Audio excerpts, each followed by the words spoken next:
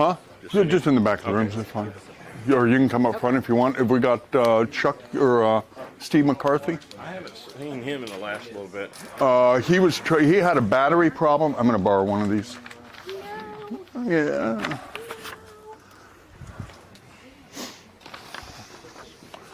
And you got the chips? Have you got the chips? There should be a bag of chips up in the box somewhere. There they are, in that little black bag. Okay, and why don't we take one of these folders and put them in there, and they can draw for, if you want to come up and help me, we'll have them draw for, oh, there's only 11 chips. Well, last one is 12. That's true. Oh, you're good. We'll just go with that. They got 1 to 11.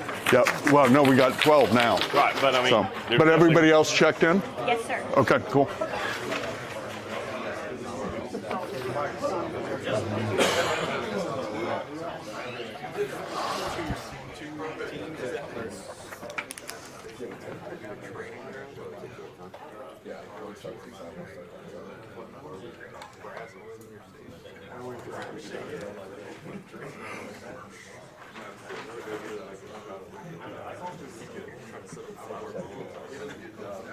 I'm your chip person, sir.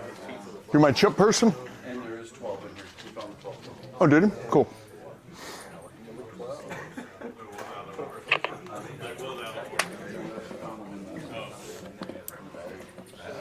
Okay, Krishna, we're ready to go.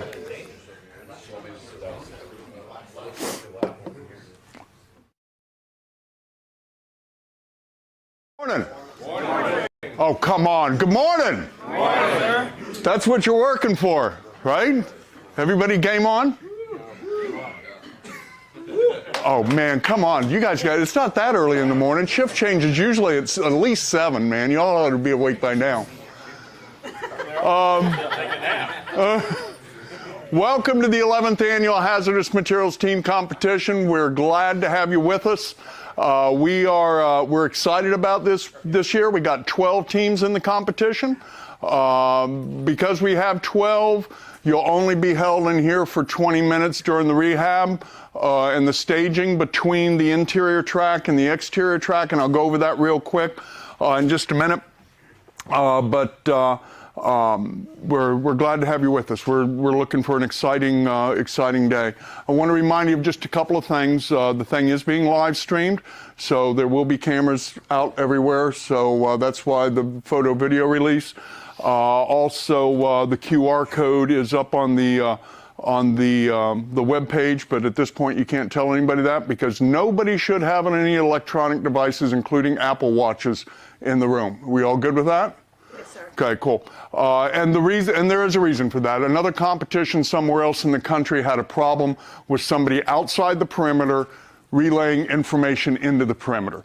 So that's why we exclude those from happening. We want this to be absolutely a fair and balanced competition. There's no Kobayashi Marus in here. This is all basic hazmat technician skills, things that you should be familiar with, and we're very diligent in making sure that it stays an even competition. Every team will be exposed to the same situations. The scripts that the evaluators have are written and they have to go by that script. They know exactly what they're allowed to say and what they're not allowed to say. Everybody gets the same situation. There's no possibility of bias in this. We will collect all the data today. We will get it into a database.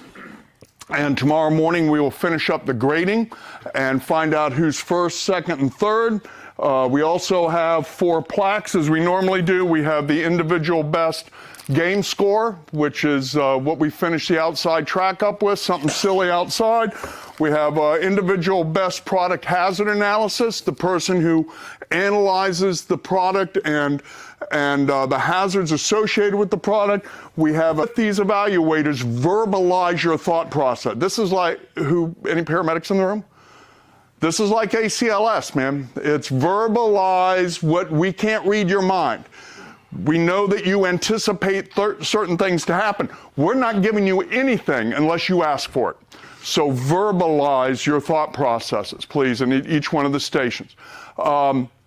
When you're done there, you're going to go to the next pavilion. You're going to be briefed on your entry missions. You will, in the dress out area, you'll dress to the waist. And then you will go to the next station and you will get additional briefing on what your entry missions are. And there'll be 3 entry missions that you're going to do, okay? And they'll be explained to you at each of the stations. Once you're done with those 3 entry missions, you'll come in here to the lanai, just follow the yellow brick road. Come in here to the lanai, doff here, get your post-entry vitals done, and then you can come back into this room for staging, for your 20-minute stage. The game. Yeah, that's one of your 3 entry missions. Okay? 3 entry missions ends with the game. I'm not going to tell you what it is. Let's see here. Any questions about the flow? There'll be anybody with the badge can guide you. If you get lost on where to go, just get with anybody with the badge and they'll tell you where the next place is. Okay? What else do we need to? What am I missing? Introduce Steve and myself. Yep, okay. We got exterior and interior division chiefs. Interior division chief is Keith Williams. Exterior division chief is Steve McCarthy. And then each station has a lead evaluator. If you got any questions, that's where you go to, and it goes through the chain of command. Every station is timed at 15 minutes, and the evaluators in the station have a 5-minute leeway. The next station starts at 20 minutes. And we do that consistently. We maintain a 20-minute pace, which means with 12 teams, the last team will get out at 2:40 this afternoon unless we have a delay. It should stay right pretty much. We're usually hit within 3 to 5 minutes of the end time. So make sure when you come back in, when you finish your first track and you come back in here, get some food, get some beverage, stay hydrated. There'll be water in here. There's water in the rehab area. There's water in the dress out area. Please hydrate appropriately. Anything else? When you're in here staging, and it's going to be a little while for you to get into your first station. Pay attention to who the next team is up. Tim Dorsey here will be coordinating you entering into the next track. He will tell you the next team up is, or that actually be the next 2 teams up, because you'll be leaving 2 teams at a time. When he tells you the next 2 teams are up, and when you're up next, you can go out to the apparatus floor, get your SCBA, bring them in here, and wait for the entry. Go ahead, okay? You're going to have to carry your breathing apparatus out to the container station. Just set it aside while you're at the container station because it does not require PPE, and then carry it from there to the dress out area, okay? So when you're next up, get ready to get your gear and so forth. Did anybody bring in in-suit radio or in-suit comms? No? Good. That uncomplicates that. If you have, we will allow Bluetooth between individuals, but nothing that connects to a radio that can transmit off-site. But good. We don't have that issue. Tom, can you think anything else? Dan, can you think anything else? We good? Okay, so next step is to draw for the order. We have an envelope with 12 poker chips in it, numbered 1 through 12. We're going to call your team up alphabetically to, by the way,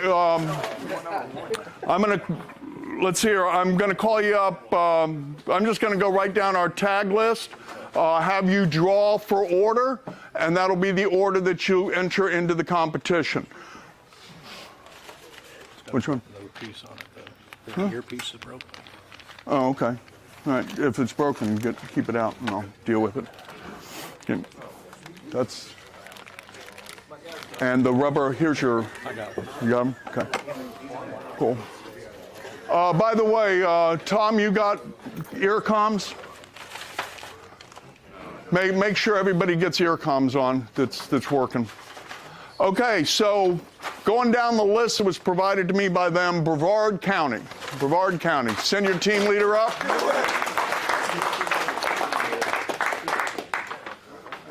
Brevard County is number 10.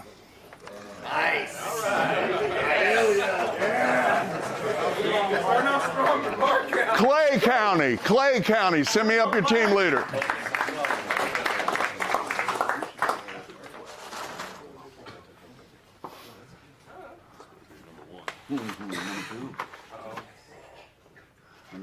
Number 7.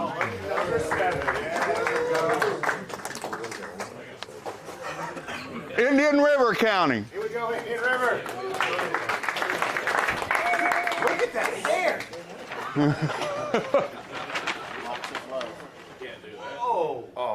Number 12.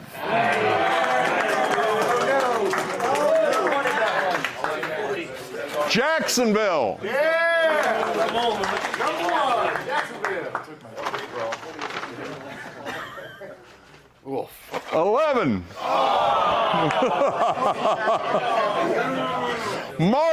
Martin County.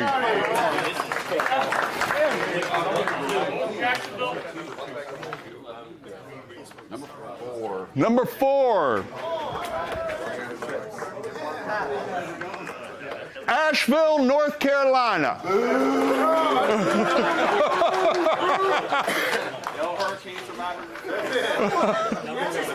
the whole hurricane this year, you guys. Number 6. Hey, all right. Orange County. Come on, Pat. Here we go, Orange County. Here we go, Steve. Sorry, I'm in the way. Next up, Orlando. We got 8. 8. all right.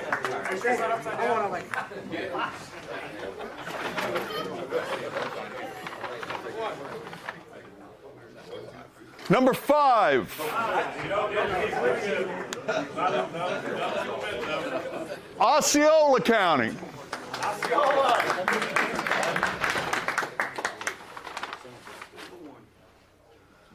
Number 1. That's all right. They wouldn't be telling you anything about what was going on anyway. There's nothing wrong with being first. St. Lucie County.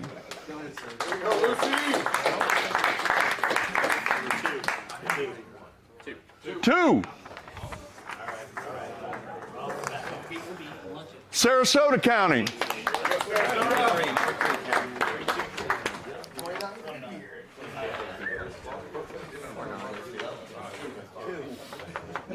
Nine.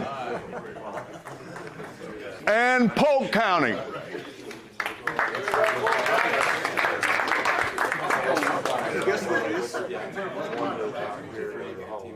Well, it's whatever's left.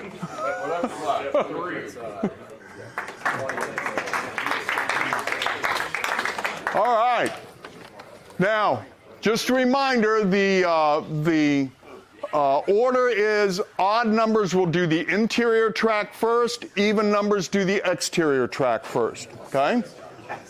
All right? And the first 2 teams go in 10 minutes. We will start it at exactly 9 o'clock. First 2 teams in 10 minutes. Those first 2 teams need to get their SCBA and stage them here in the hallway or in this room. I know it's a little crowded right now, but get your SCBAs ready to go. Next 2 teams will go in at 20 minutes after. The next 2 teams will go in at 40 minutes after, and so forth until we get everybody into play, okay? So within an hour and 20 minutes, everybody will be in play, okay? 6 rotations. Okay? Did you not get yours going, or are you good? Yeah, I put batteries in, but the balance giving me a low battery because one of those batteries is shit. So I'm Okay. gonna take the battery back off this one. Okay. All right. Only the inside, outside need their SCBA, right? Correct. Inside, Yeah, take them with right, them. right. So you said both teams go get. Oh, sorry.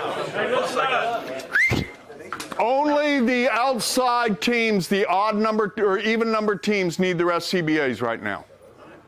Only, you don't need any PPE for the interior track, just the exterior track. So only the even numbers will need SCBA at this point in this room. Okay? If you're next up. Okay? We good? Have a great day. Remember, when you're done, you need to demob in here. We've got some questions we want to ask, some data we want to gather from you. Please make sure that you come in here and get your whole team gets checked out and demobbed from in this room, okay? We'll have somebody in here to do that with you. Okay? Awesome. Have a great day. Good luck to everybody. I left the battery pack in the radio. Is that the one? That's a good one. That's the one that came in that wasn't charged. This one. Okay. This one's my radio, but I Okay. took that battery off the other one. Okay. We're good. I'm good. Okay, we But took it'll the be- batteries out of that battery pack that you put in. No, right here. Okay, let's take them out of there because otherwise somebody will drop them in that charger. Yeah, they will. Here, I'll get it. Okay, Yeah, all right. up top. I'm going to go over to the command post. Yep. All staff that have radios, we need to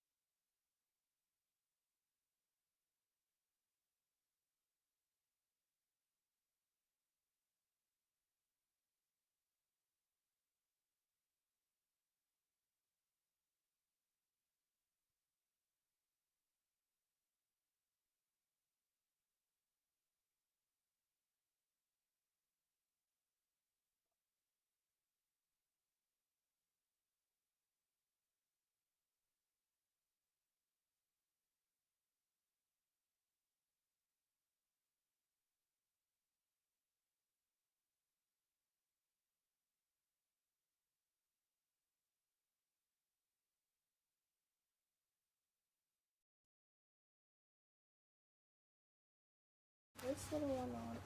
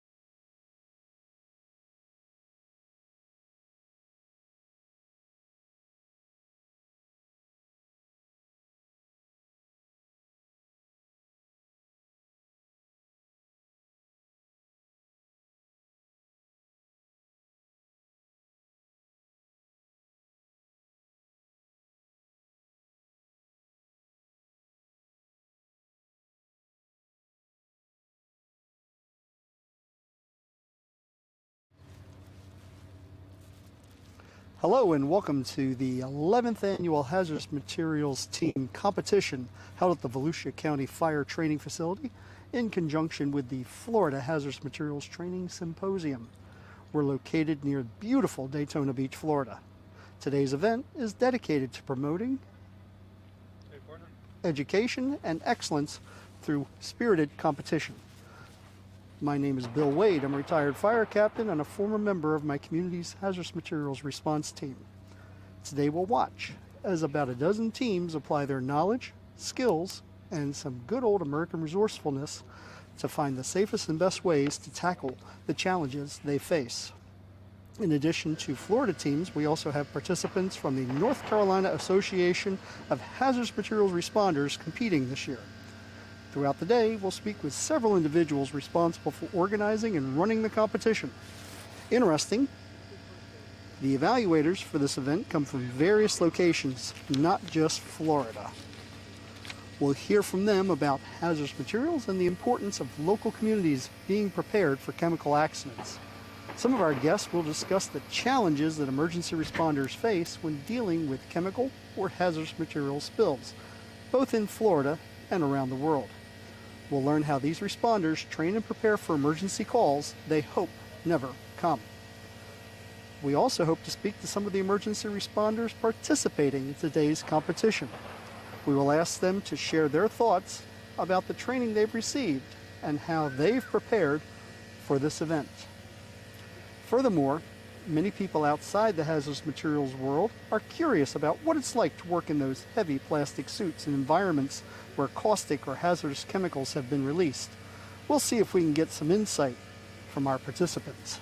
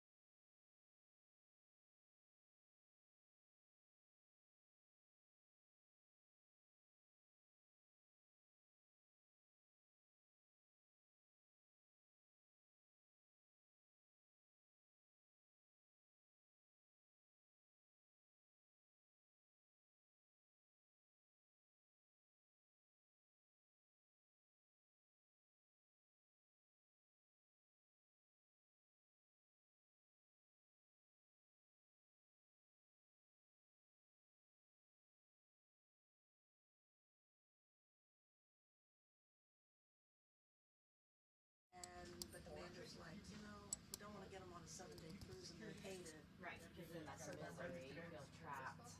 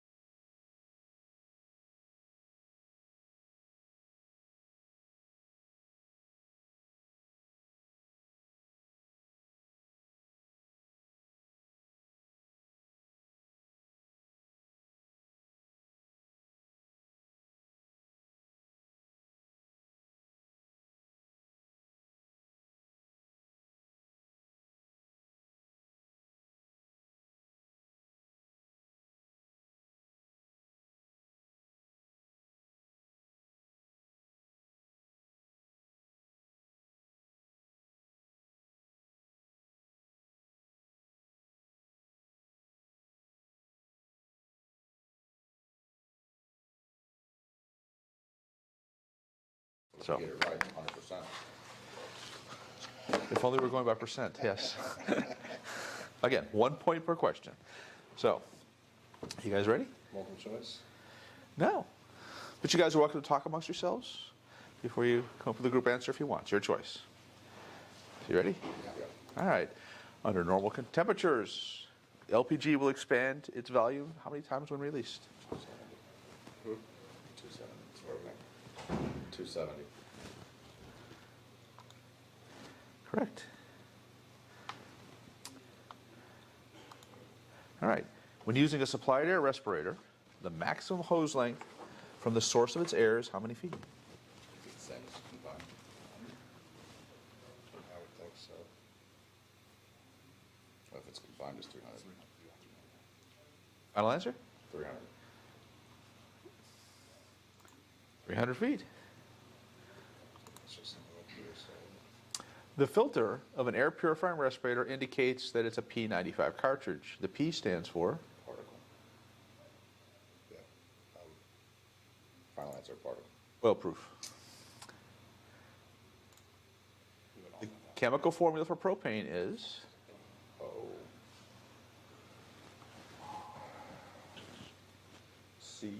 It's C something, H. That's another question. I think it's CH4. No, it's It is C3H8. CH4 is methane. CL. What is the process of creating a defined area to hold hazardous materials?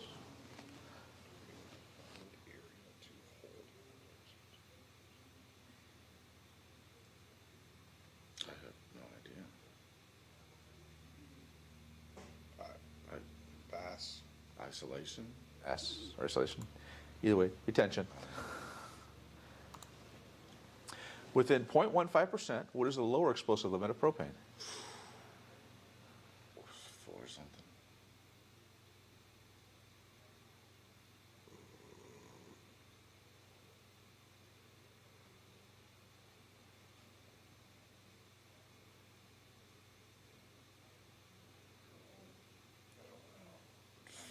I don't know. 4.25. 2.15%. It's 2.3.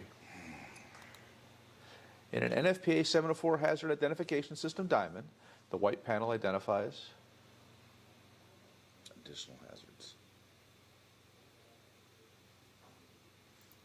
special hazards, but I'll give you that one. On a propane data plate, containers that are built under the ASME standard list the maximum capacity in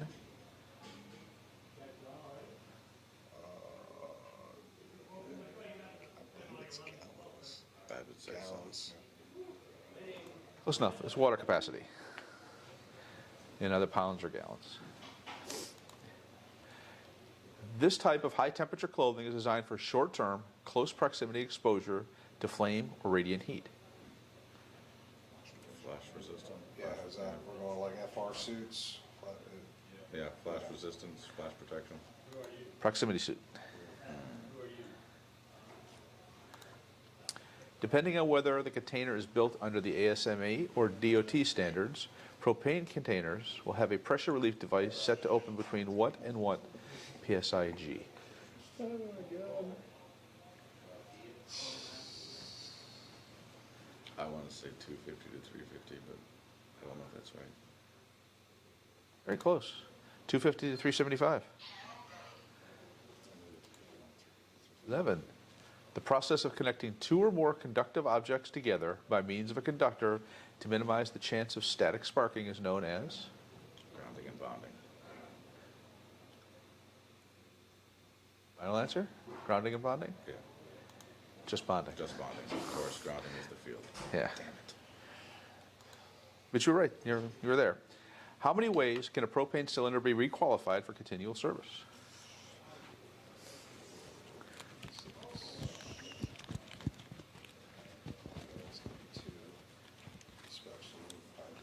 Okay.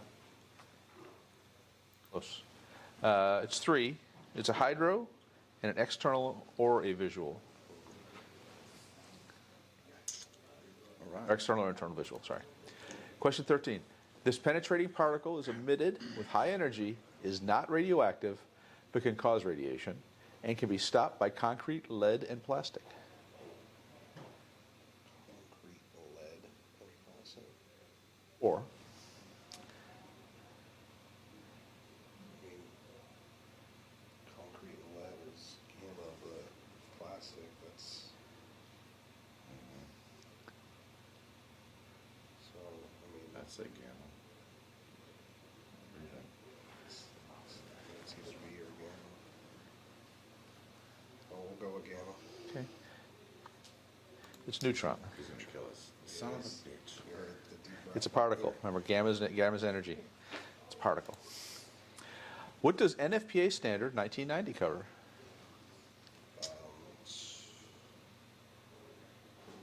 All the 90s are Suits. suit, yeah. We'll take that. Protective ensembles, yeah.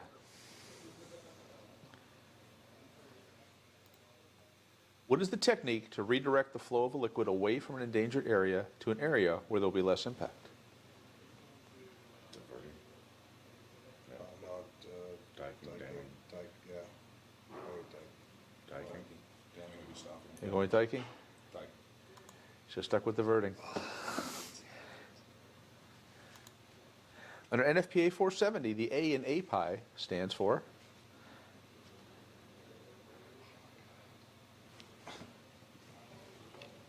I don't like this game.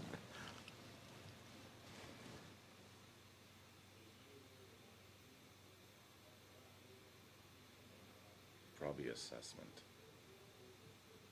Perfect. Sounds good. assessment. All right, close. Analyze. A package with a radioactive 3 label should have a maximum radiation contact level of what to what? We just talked about this. I don't remember it.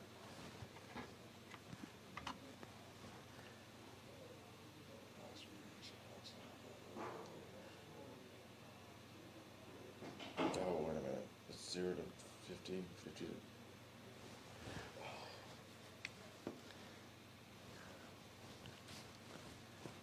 It's 3 feet.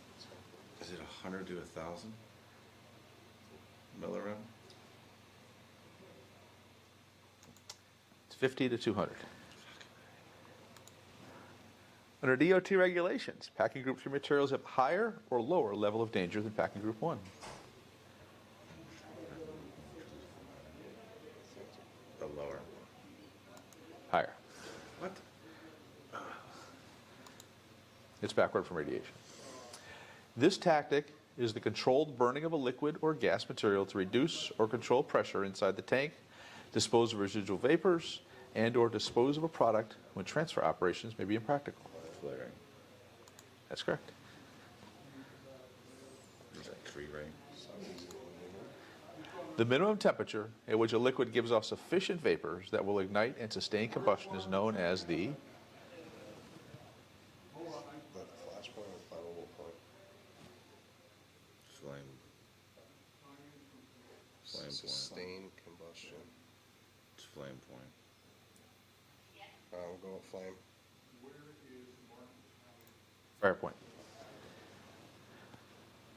I've never heard of fire point. This occurs during the rapid release, boiling of a liquid, liquefied gas, that causes it to rapidly cool, slow down the boiling process, and remain in a liquid state. Auto refrigeration. What's that? Auto refrigeration. That's auto refrigeration. What is the reset pressure for a frangible disc pressure relief device?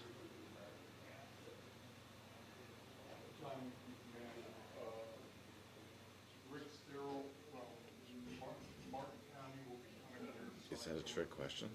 Could be. I don't think it can reset. Once it's blown, it's gone. That's right. It's a bullshit question. There isn't one. Good. The ability of a substance to change from a solid to the vapor phase without passing through the liquid phase is known as? Sublimation. It is sublimation. The chemical process in which a liquid hazardous material interacts with a solid sorbent surface.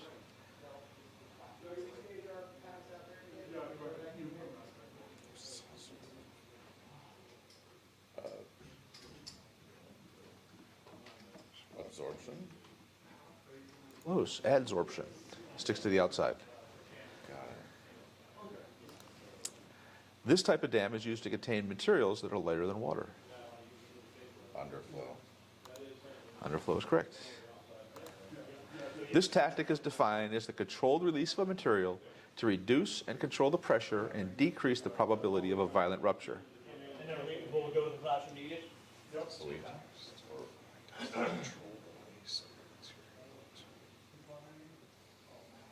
Lead off. Is it lead off or vent? It's right in that parameter, but I don't know what the proper term for it We'll is. pick one. We'll go with lead off, but I think it's Say vent. So you're right. This last question, per NFPA 470, at the technician level, how many methods of decontamination is the HazMat tech responsible for performing? a trick question. Why is it a trick question? Because at the technician level, so technical decon, but it's because operations level. Remember, it's methods, not type. Yeah. So types are basically or emergency decon and technical decon, Right. Methods of, how you perform it. yeah, so wet, dry.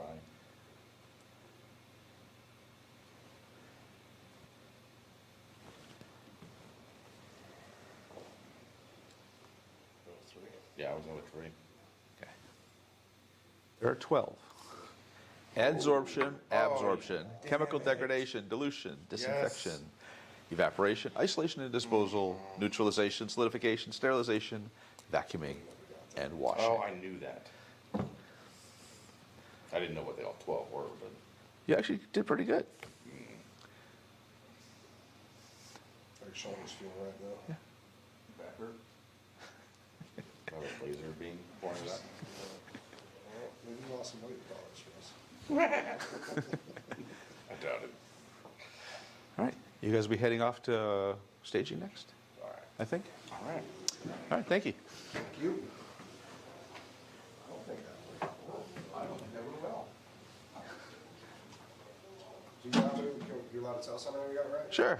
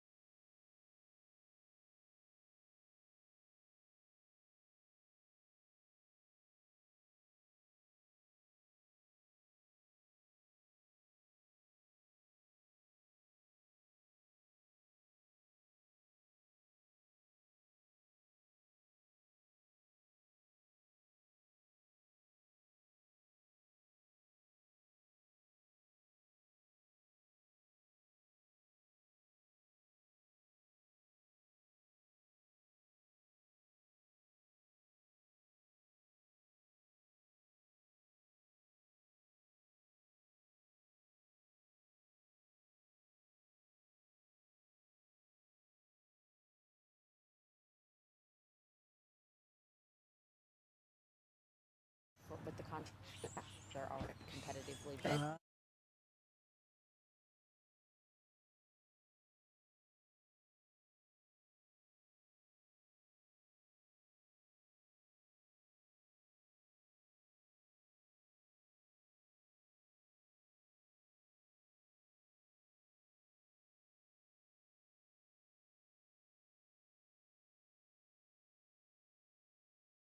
But the contracts are already competitively bid. But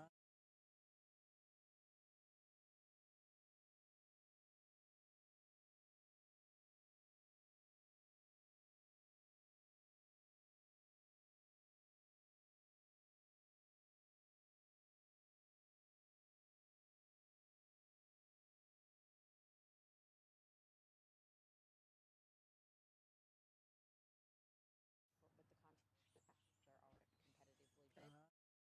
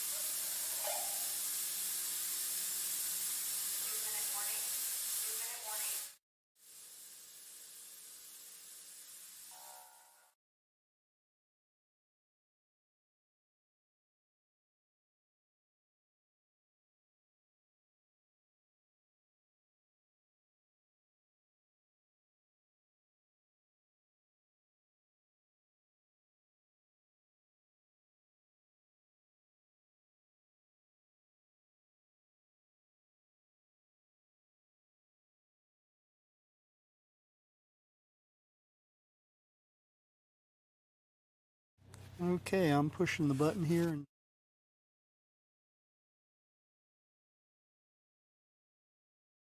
what are we looking for out of these teams today? What do you think is the biggest asset that they bring? Why are we doing this?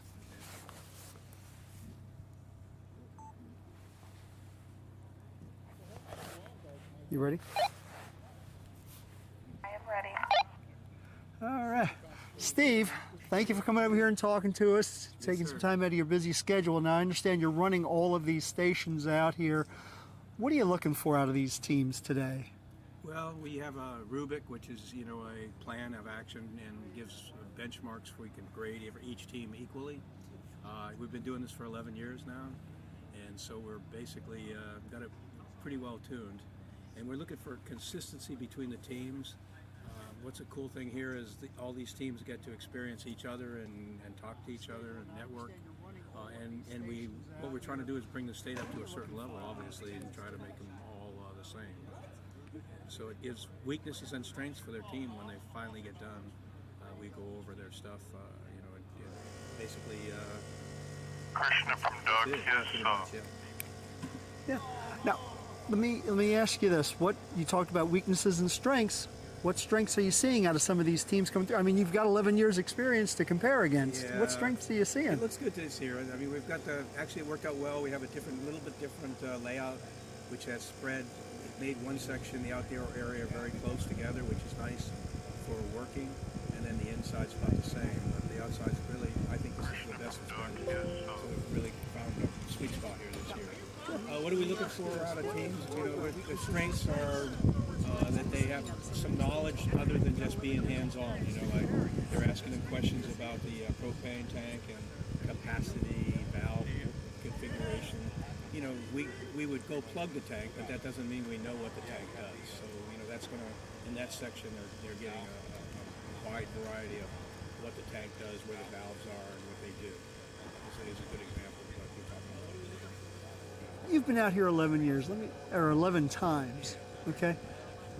How do you mix it up? How do you keep it interesting for yourself? What do you think makes it interesting for you? I've been retired for 11 years, now. So I guess I like the camaraderie, of course, coming back and seeing people I've worked with or taught, over the years.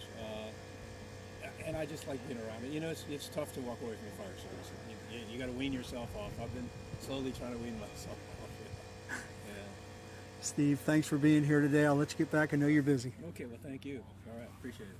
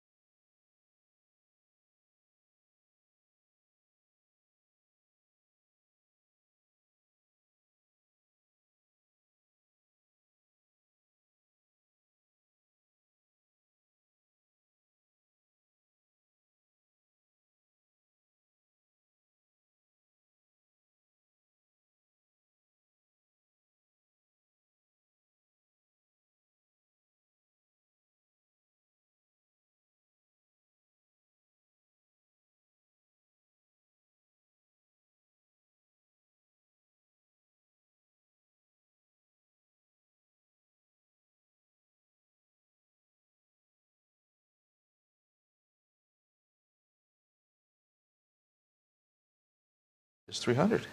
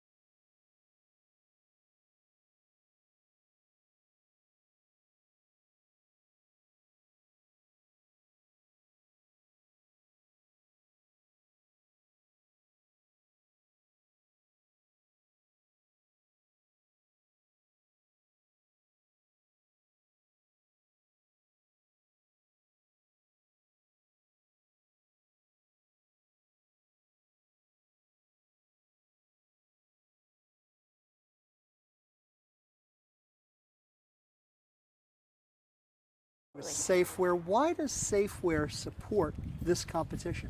Well, we love our first responders and our HazMat teams. We support everybody throughout the entire country. So yeah, we're just here with the latest technology and service and training. So everything is, operational, and the newest technology comes out, and you guys have the opportunity to use it. What type of Safeware technology might we see out here today? Oh goodness, well, there's always the Kepler suits.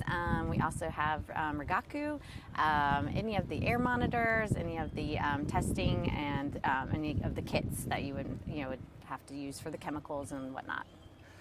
Why do you think it's important that Kepler and all of these folks who are here today support this competition? What do you think is gained by doing something like this? I think the biggest benefit of this competition is just the teams getting together, having to go through real world, type of situations, and then getting to get feedback from each other so they can go out into the real situations and learn, something new. Excellent. Is there anything else you'd like to tell us about? No, we're just proud to be here again. It's an awesome competition and trade show and everything, and I appreciate the opportunity to be standing here today. Excellent. Now we do have a little video from Kepler. Yes. Tell us a little bit about From Safeware? From Safeware, Yeah. about the company and how they support the first responders. Let's take a look at that. Okay.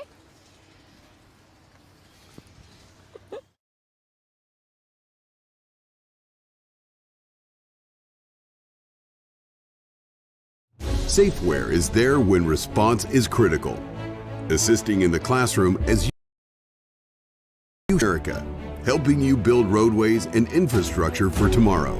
With protective solutions, innovative technology, and leading technical services, Safeware works tirelessly to provide our nation's workforce with confidence in their safety. Before, during, and after, Safeware is there.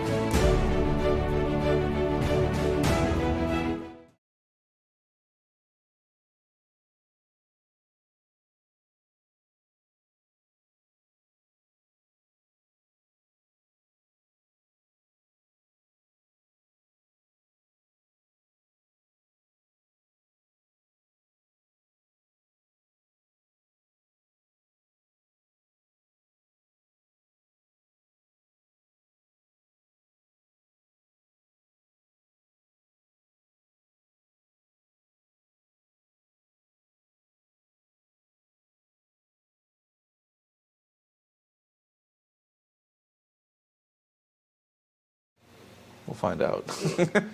I don't think it's entry because it's not, you're not designed to stay there, I don't believe. Well, fire, short-term, the fire entry Short-term suit. close. It's called a fire entry suit for that one. So, proximity, Proximity suit. maybe it's proximity suit? No.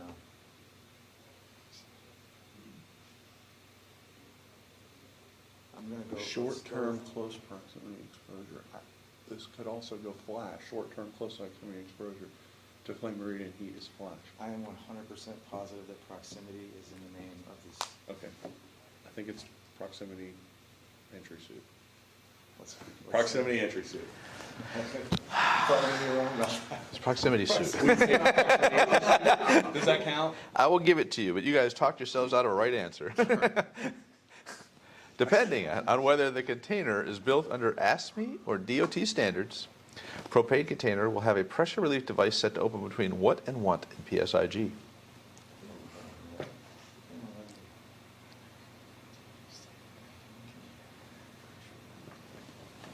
Will be less impact. Diking. Diverting. Under NFPA 470, the A in API stands for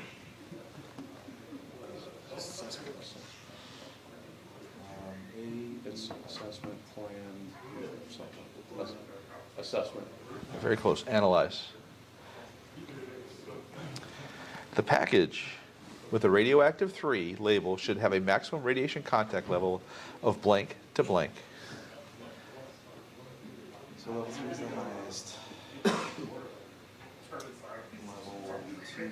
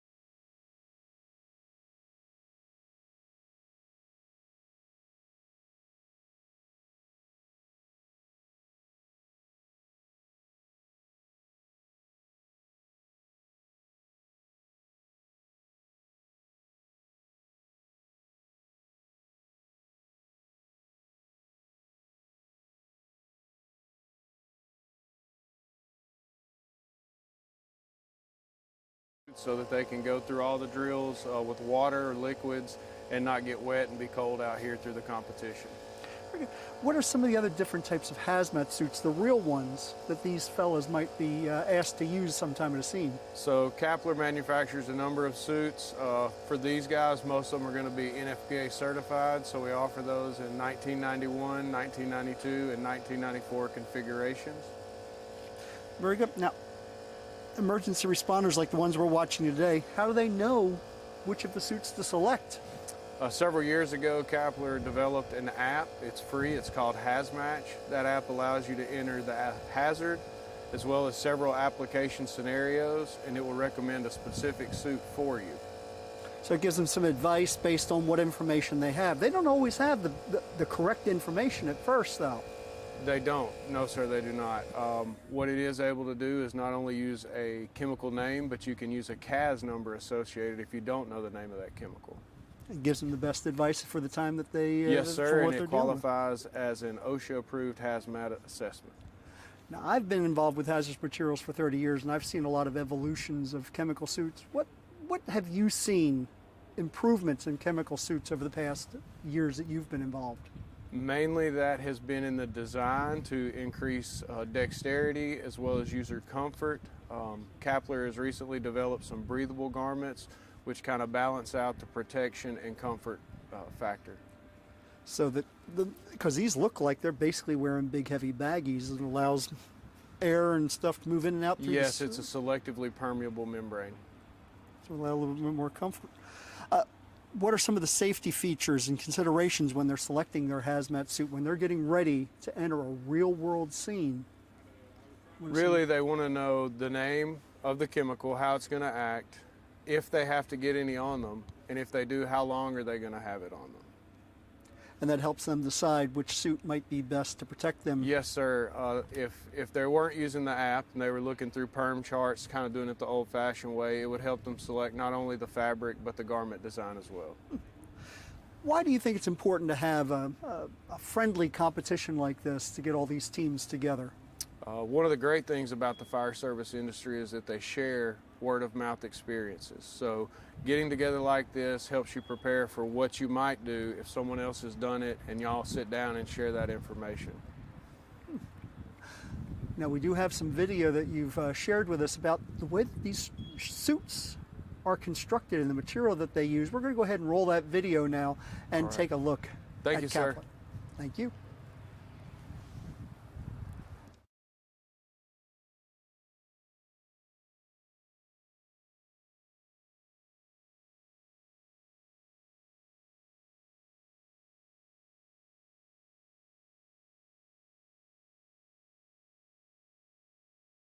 Safeware is there when response is critical, assisting in the classroom as you shape the future of America.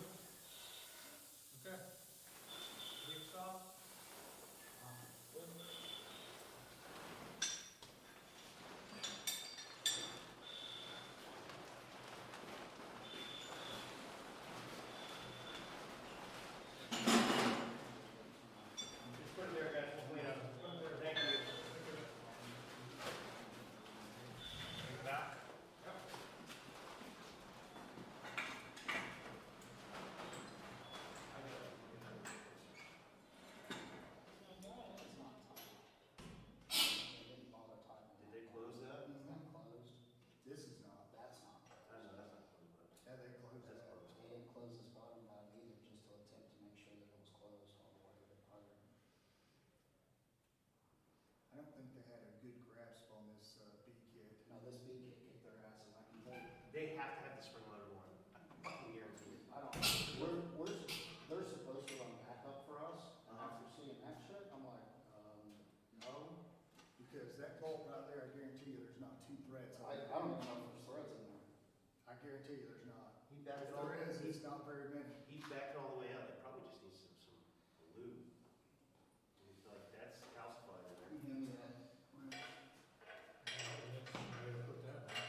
I mean, they kept saying, "We got to take that off. We got to take that off." They had too many. You should be able to let the grill. Huh? All right, thank you. Sorry. Hey, for some reason, my radio came back on, so I don't know what the story is. Okay, you good? Yeah, for right now. See, that wasn't, Yeah, it wasn't, there's no problem. there's no way. That would have had pressure on it. There's no way. That screw is completely out. Yeah. Guarantee you, if it was only. Well, they were going to apply for the outside, so they had no basic concept No, of the no, actual I application. was waiting for them to say, "Yeah, we're good." I'm like, okay, well, you're all dead. I was sitting there watching that sound. I'm thinking, dude, you need 4 inches right here before that thing's even gonna hit the lid. I'm thinking, they had no idea. It makes you wanna walk out and ask them, what kind of sea kit you guys got? You got a spring loader? What do you got there? Yeah, that was. Yeah, they didn't have any idea.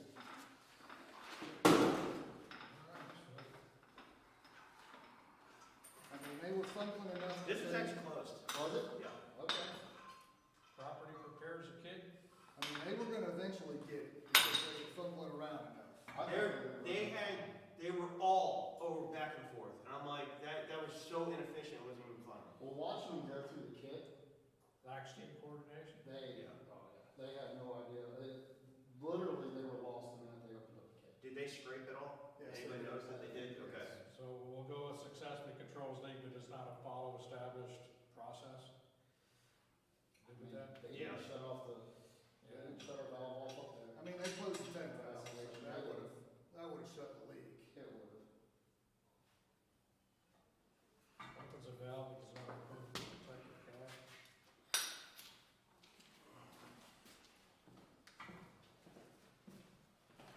They fumble fuck through it. I mean, they achieved the goal. I mean, They were gonna eventually get fake it till you make it. They used the green gas. they used the crimp gasket. Yep. Right there.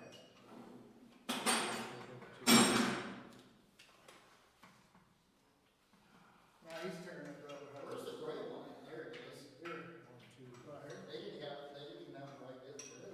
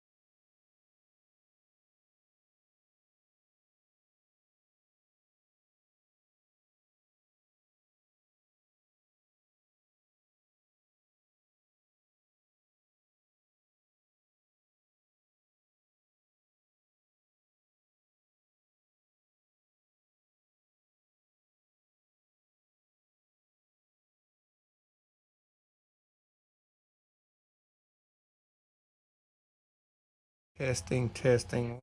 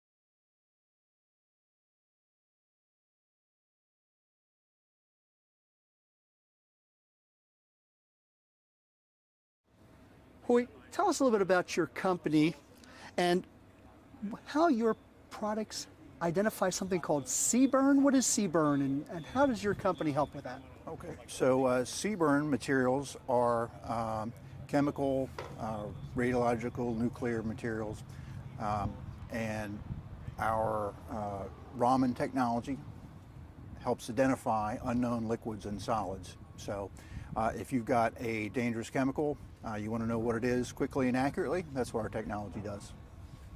Now, what of the Rigaku instruments are we seeing used here today? So being used in the competition today is our Rigaku Sequel Max ID Raman analyzer.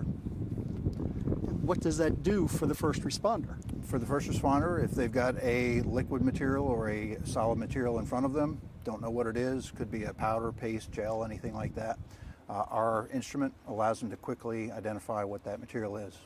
Now, when I was a young man doing hazardous materials response, you had to get a sample, take it outside, run it through 20 different tests, and still guess at the end what you were dealing with. Your instrument does that fairly easily? Yes. So our instrument within 30 to 40 seconds will identify that material. There are a lot of other things that you might want to do to it to establish whether it's got a high or low pH, things like that. But if you're looking strictly for identification, that's what our product does. And for those who don't understand, how does identifying these unknown products help these first responders? So you want to know in these hazardous materials situations if that product is potentially dangerous to you for inhalation or if it contacts the skin or anything like that, or it could be potentially flammable or explosive. And so that's what we'll tell you. In addition to simply giving you a result, we also have a ChemWatch database that you can, with a button press, find out all the chemical characteristics and health and safety information for that specific chemical. That's very. Now, your first time, I think, at our HazMat competition here? First time at the competition. We've been coming to the symposium for 7 or 8 years, I think, but first time at the actual competition, yeah.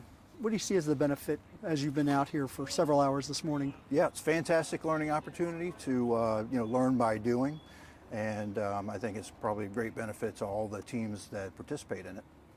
Now, I believe we have a short video that you've provided from Rigaku that talks about the devices that you've brought here today and shows a little bit more how these devices work. Thank you for joining us. Yeah, sure thing. Thanks very much.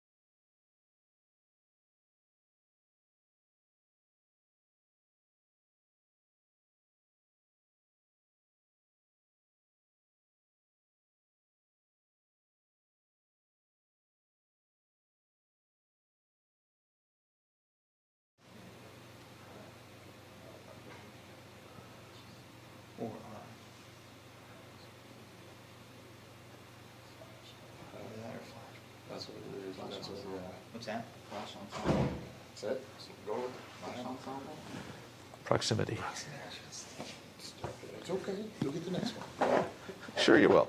Depending on whether the container is built under ASME or DOT standard, propane containers will have a pressure relief device set to open between what and what PSI? That's two is the flash. You have this in your head? No, I do not have this in mind. That's the flash is 2, 2%, 2.1. This is pressure, the pressure. Release valve. We've had it at Detweiler's.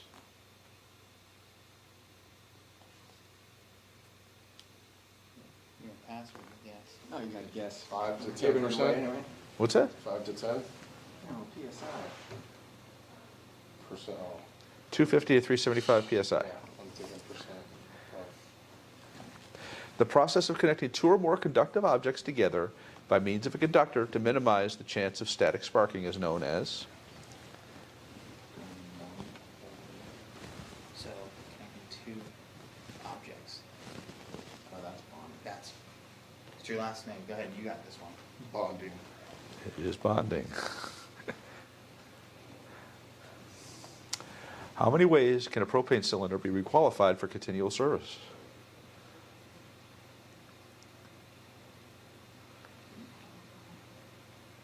Pressure test.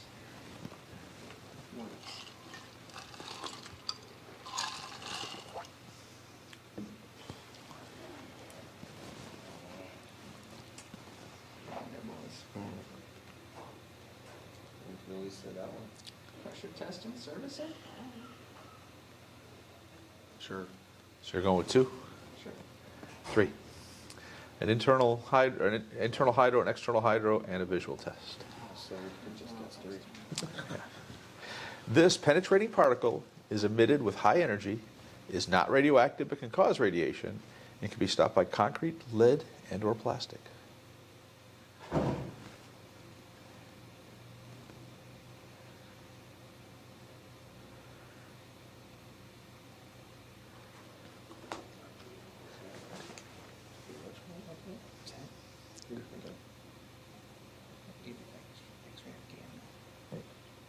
It's not radioactive. Yeah. That's what I said. That's what, maybe I'm reading it wrong. What'd you do? I can see it in my head. That's what he's calling it. I can't. One of those, I'm thinking like electron. Is it electron? But could, no? It's like the fourth kind of that they teach you in the radiation section. It's not alpha radioactive. No. It's either gamma or X-ray. No. But maybe. Huh? Gamma's radiation. So yeah, gamma's radiation. You can just say X-rays. But go for it, X-rays. X-rays are rays, are not particles. Yeah. It's neutron. Did you say that? So the electron, neutron. You would have thought he got one. I just What does NFPA standard 1990 cover? Is that the, testing or is it, PPE. What's that? PPE suits. Protective ensembles. You go for it too? Sure, go for it. Protective equipment, suits? Right? Protective equipment or suits? Just all the above. Protective Ensemble? ensembles. It's PPE, yeah. They're ensembles. What is the technique to redirect the flow of a liquid away from an endangered area to an area where there will be less impact? Thanks. Is it redirection? No. It's either damming or diking. Diking, I think. Because damming, you're keeping back. Diking. The third D, diverting. Damn it, why didn't you speak up? You can sneeze it. Under NFPA 470, the A in API stands for? Assess. Okay. Yeah. Assess. Analyze. Analyze, dang it. You were so convincing. Isn't it the same?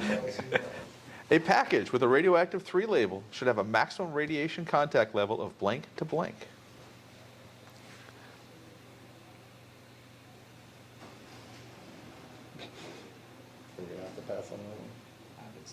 Yeah, can we see the answer? Pass. Pass. 50 millirem to 200 millirem an hour. Yeah, I would have never guessed that. Under DOT regulations, packing group 1 materials have a higher or lower level of danger than packing group 3. A lower. Group 3 is the highest. Higher.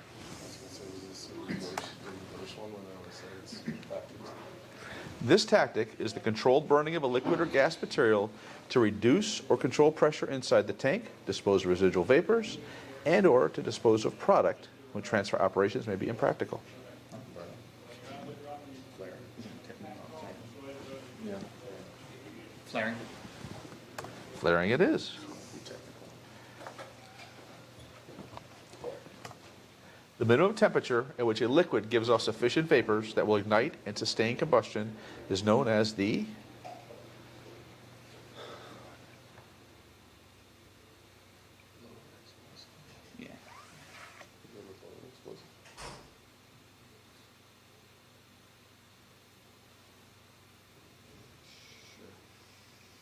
Hold on, wait, no. Yeah, that's why I was just like, wait a minute, no. Wait, the minimum temperature. It says it's temperature, not concentration, so it's not really. Specific vapor, yeah.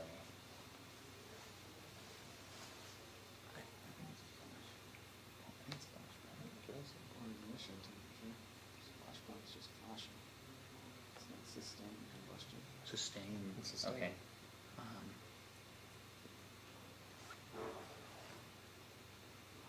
What would you say? Ignition temperature. Okay. Go for it. Ignition temperature. fire point. Fire! Sorry. This occurs during the rapid release, boiling of a liquefied gas that causes it to rapidly cool, slow down the boiling process, and remain in a liquid state.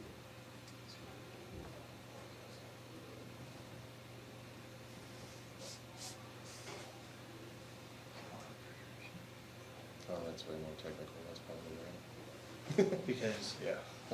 That might not be right, but it's better than what I was saying.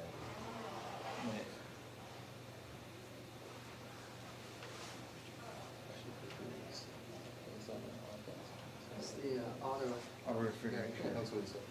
Auto refrigeration. You're going with that, are you? Sure. Auto refrigeration. What is the reset pressure for a frangible disc pressure relief device? It's going to be under 250 with that other one, unless. I put the wrong percentages in, so yes, it.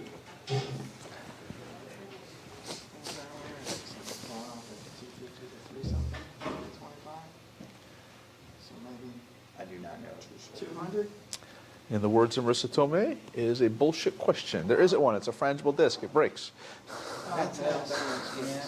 That's the question that you told us. Yeah, I warned you. Yep. It was coming.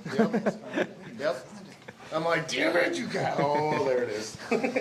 The ability of a substance to change from a solid to a vapor phase without passing through the liquid phase is known as? Sublimation. Yeah.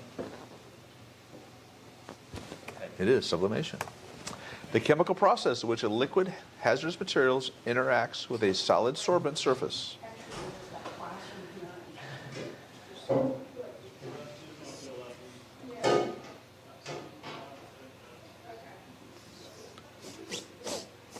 I can't answer that? Absorption? Is it add or add? See, that's always been a problem. Well, think about your body. If you go in towards the body. I say add. Absorption. Okay. Okay. Absorption? Which one? Add. D. AD or AB? D. AD is correct. Adsorption. There you go. All right. This type of dam is used to contain materials that are lighter than water.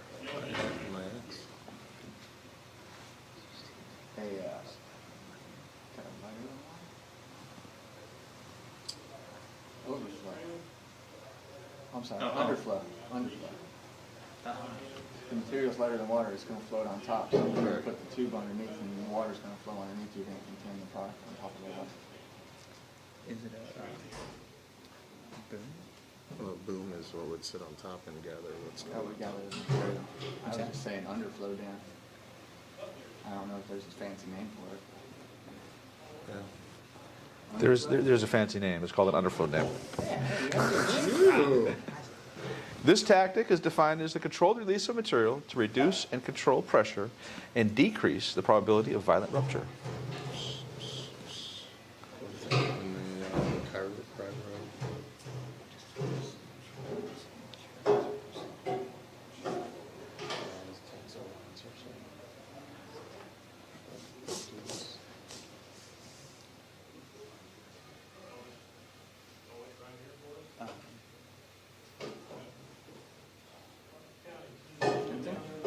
What's that? Venting? Venting? You got something better, go for it. Nah, I should say burping, but venting. Burping sounds fancy. Alright, we'll go with venting. You would be correct. Per NFPA 470, at the technician level, how many methods of decontamination is the hazmat tech responsible for performing?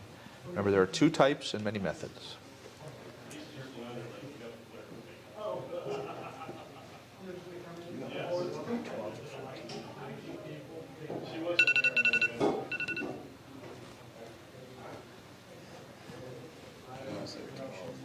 I can rattle off a bunch of names, but I don't know. I remember. Rick Ettinger says hi, by the way. I will. You couldn't drag him out? I could not. Tell him you coward. There's a bunch. You know, there's, we're gonna say 12. Really? 16. You said 15? 15? He said 12. What'd you say? It's 12. Yeah. I know. Then I go, well, you're right. There is a lot. Maybe we'll go up. Nobody ever gets 12. Adsorption, absorption, chemical.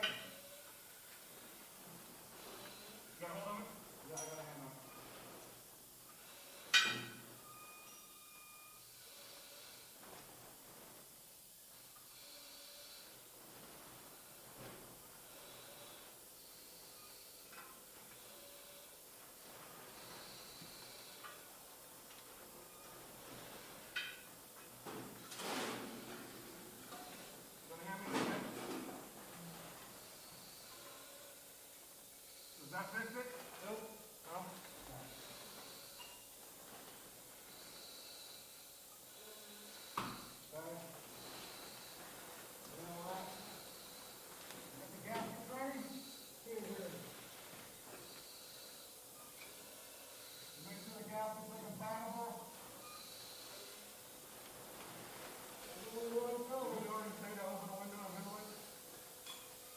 Yeah.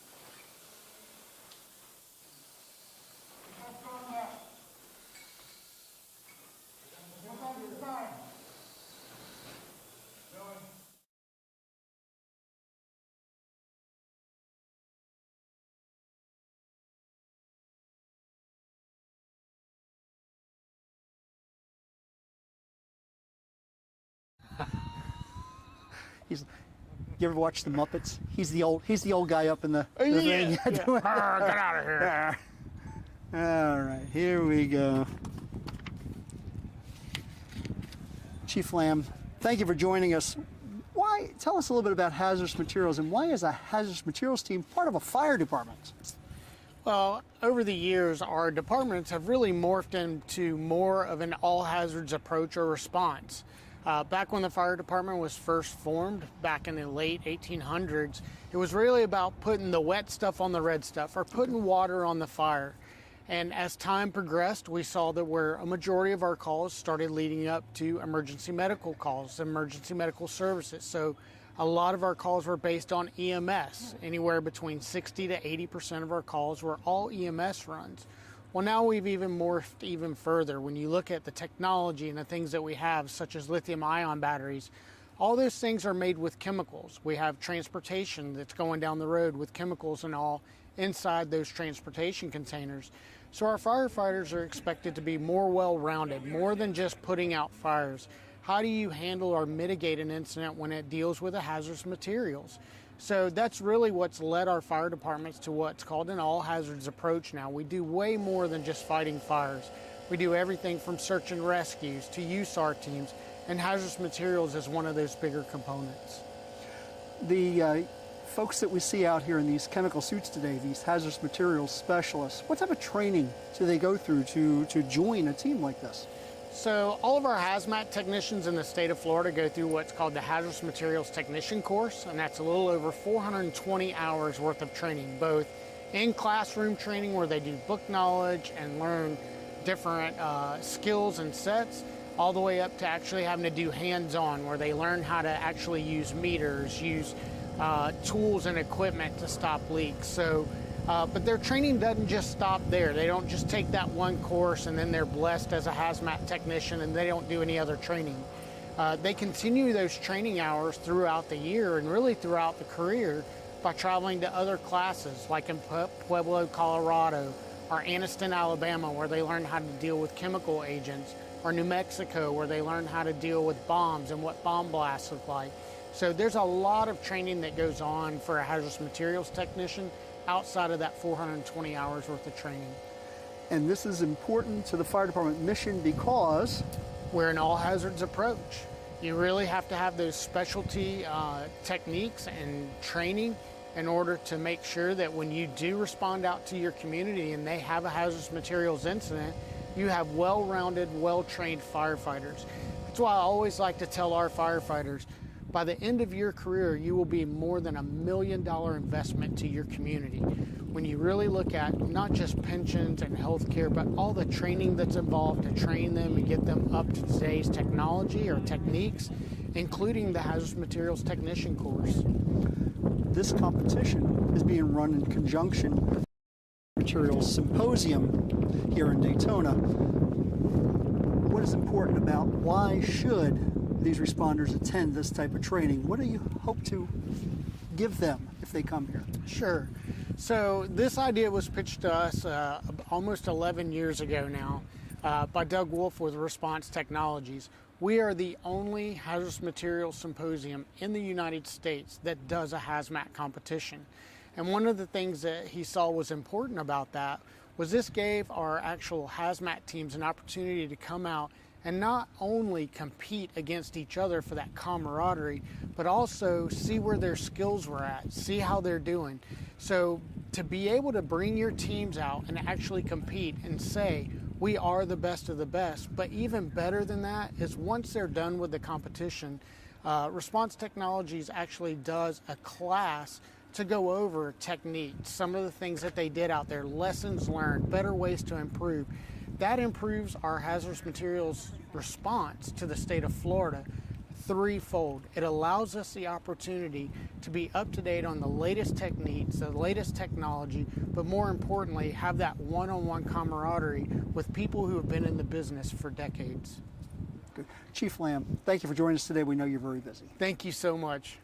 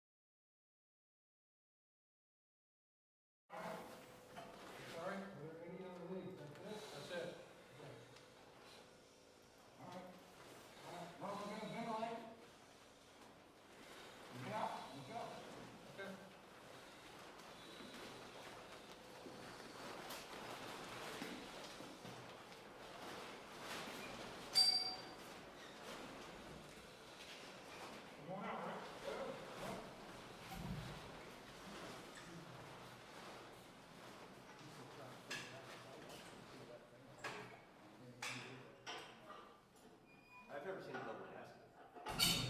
I've never seen him take the packing plant off the top of the valve. Yeah. I mean, he took the packing plant all the way off and scooped it off once or twice. I don't think he knew what he was doing. And I've never seen a double gasket. No. Not even in training, in somebody brand new. That's just another way to freaking cause a leak. Now, if that gasket wasn't on the hood, then yes, I would use something like the other.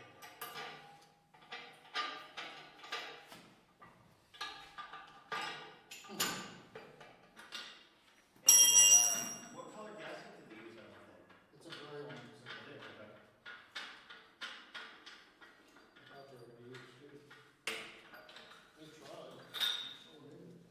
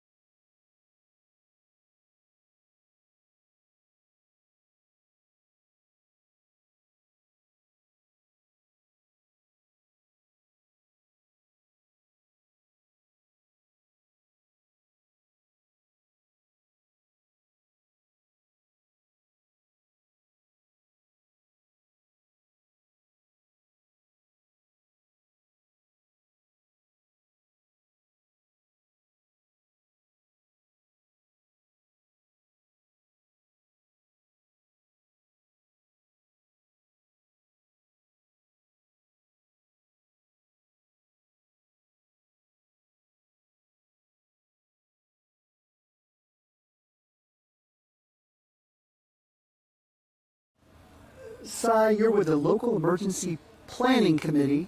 Exactly what is that, and what's its responsibility in hazardous materials? Correct. So I am the East Central Florida Local Emergency Planning Committee Coordinator. To back up, the LEPC, or Local Emergency Planning Committee, is a group of individuals from private, public, nonprofit sectors. It really brings in all different governance into one body who make decisions for disaster planning. That relates to hazardous materials very, very critically, especially here in Central Florida. Florida is very fortunate to focus their LEPCs primarily on HazMat, because the Florida Division of Emergency Management does such a good job with everything else disaster-wise, that they were able to allocate, time, funding, resources to specifically hazardous materials. So we come from the Florida Division of Emergency Management, so we have that backing. As far as what we do, other than having these collaborative, intergovernmental, cross-sectoral governance decisions for disaster planning, we actually fund a lot of training in the region. And because we are HazMat centered, a lot of it is HazMat training. So things such as where we are today.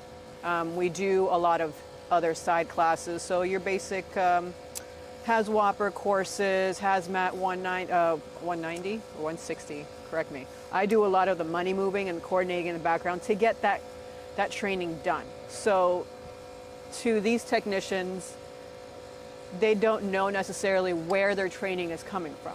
Their chief level officers, we work with them to get this training done. So I'm really kind of the middleman liaison that gets a lot of the training in the Central Florida region done through funds provided by the federal government, funneled through the state, and then it comes right back down to these boots on the ground individuals.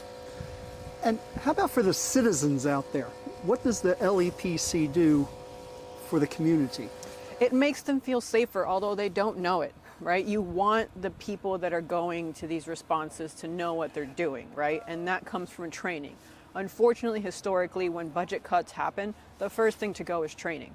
So when you have the security, especially the structure that the Florida Division of Emergency Management has in these LEPCs to say, you're getting this much every year to allocate towards training, guaranteed, it comes back to these communities. So it's resilience, it's HazMat resilience across the state. Our region is really just a small part of it, but HazMat on the state level, we're gonna hop in between, because if there's a HazMat disaster to a grand scale anywhere, you're not just gonna have your one individual department, you're gonna have mutual aid coming in. And if we do it within our county or within our region, that's great. But we want that standardization all the way across the board, right? Citizens deserve that. So where if the same thing happens in Miami, you know that Orlando is going to go and they're going to work off the same training, the same platform. So it really benefits everyone in the long run. Any other message about the LEPC you think people should know? Absolutely. So it is a public organization, right? We have public meetings once a quarter for the local jurisdiction. So we have East Central Florida, for example. We meet once a quarter, available to the public. It's all through Sunshine Law, so it's all posted online. We also have quarterly state meetings. So on top of being individual functioning bodies, we all meet on a state level quarterly to make sure that everything that's happening, again, in Orlando is also happening in Miami, which is also happening in Jacksonville. So that standardization across the board. It is open to the public if they want input. It's something that we take and we try and give back. Thank you for being here today. Enjoy the rest of the day. Thank you so much. I'm Hispanic. Look, Michelle, she's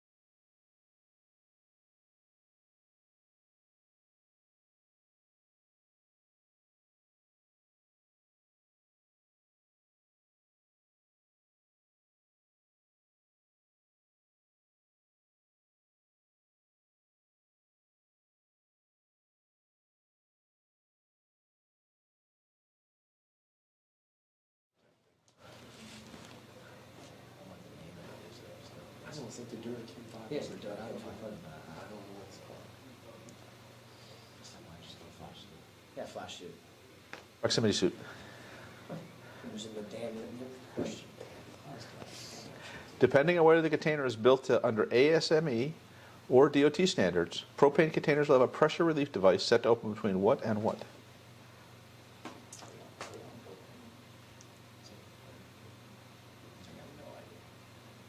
It can't be 30. It's never been that low.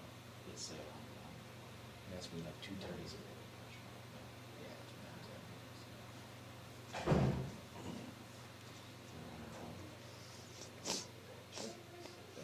120. 250 to 375. Bless you. Thank you. The process of connecting two or more conductive objects together by means of a conductor to minimize the chance of static sparking is known as? Grounding and bonding? I think it's bonding. Bonding. Two or more would be bonding. Bonding. Not metallic. It's conductive. Yeah, Conductive objects together. Chance of static Yeah, sparking. combined together is bonding. Bonding. It's bonding. That's a nice hit. I think we got that. We do. How many ways can a propane cylinder be requalified for continual service? How many ways Uh-huh. can it be requalified? So we're looking for a number.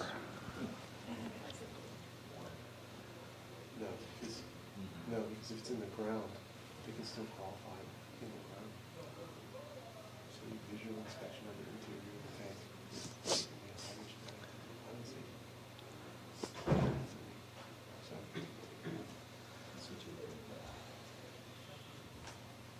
Visual inspection, hydrostatic. Do you think they would do X-ray? Not metal. Three? 3. And you're wrong, but they do an external hydrostatic, an internal hydrostatic, and a visual, external visual. But it's 3. That was it. We removed propane hydrostatic. This penetrating particle is emitted with high energy, is not radioactive but can cause radiation, and can be stopped by concrete, lead, and or plastic.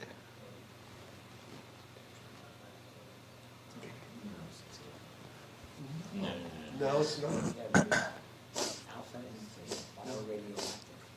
Can be stopped by concrete. They're all made of decay. Particles are radioactive because of decay, not the.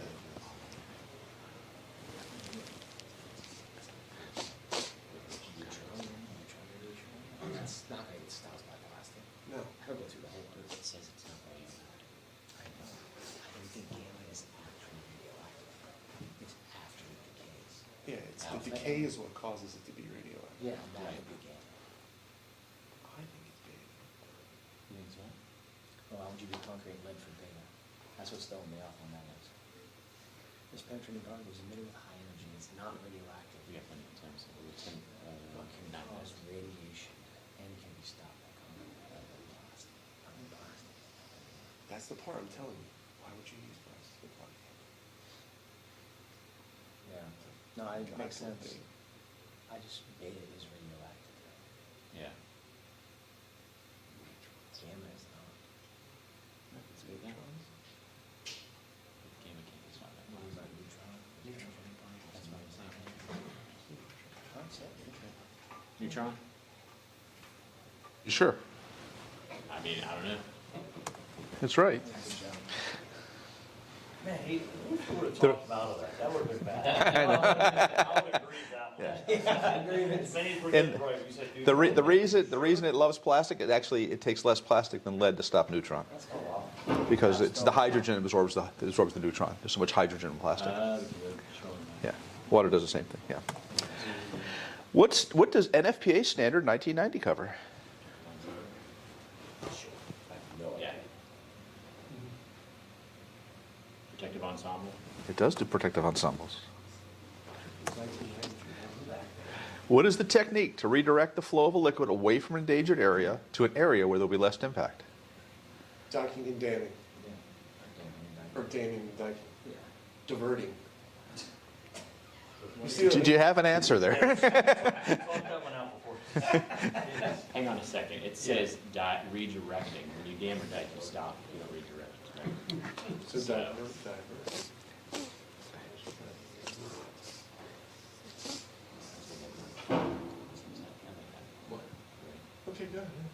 You're such a calming voice. Yeah, I'm really. Diverting. It is diversion. Under NFPA 470, the A in API stands for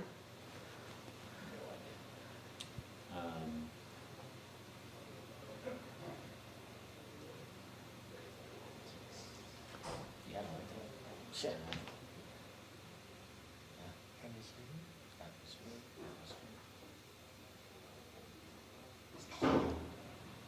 Sure, go for it. I have no idea. Atmosphere. analyze, or API is analyze, plan, implement, evaluate. So an incident. Never heard of it. Never heard of it. It's the 4 stages. Well, termination is the 5th stage of response. A package with a radioactive 3 label should have a maximum radiation contact level of blank to blank.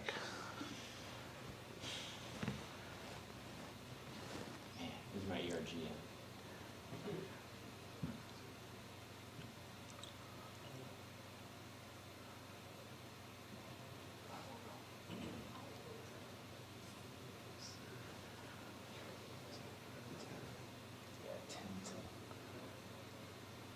Is this in milligram or is this in distance? It's gonna be a milligram. You think so? Oh, this is gonna be the highest level. 3? It's gonna be less than 2. Yeah. Wait, so it's the highest level is gonna be less than 2. Well, it's a package, so it's packaged properly, we're assuming, correct? So it's not Yeah. gonna be greater than 2.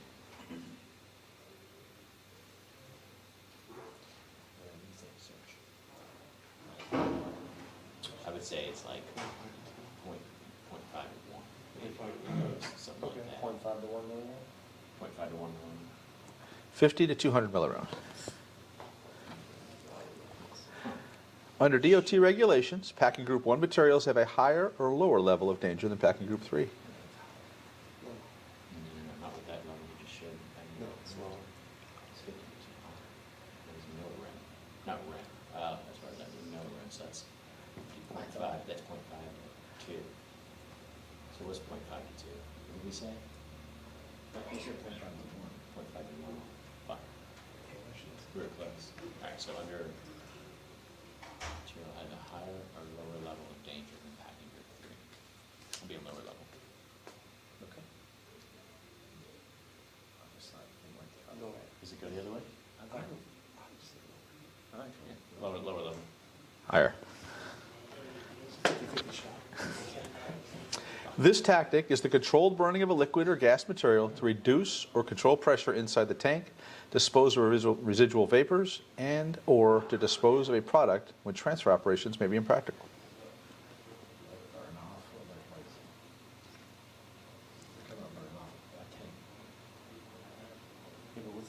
What's the call that we just called out? We just did flaring. Flaring. It is flaring. Trying to think of the word. The minimum temperature at which a liquid gives off sufficient vapors that will ignite and sustain combustion is known as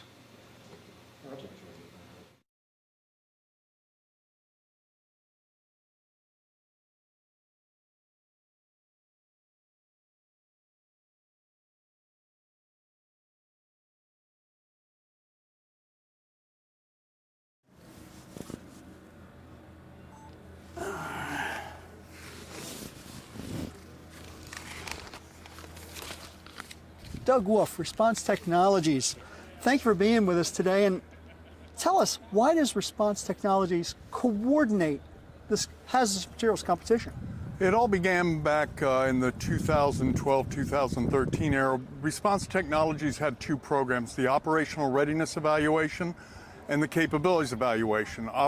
We call them OR-Eval and Cap-Eval.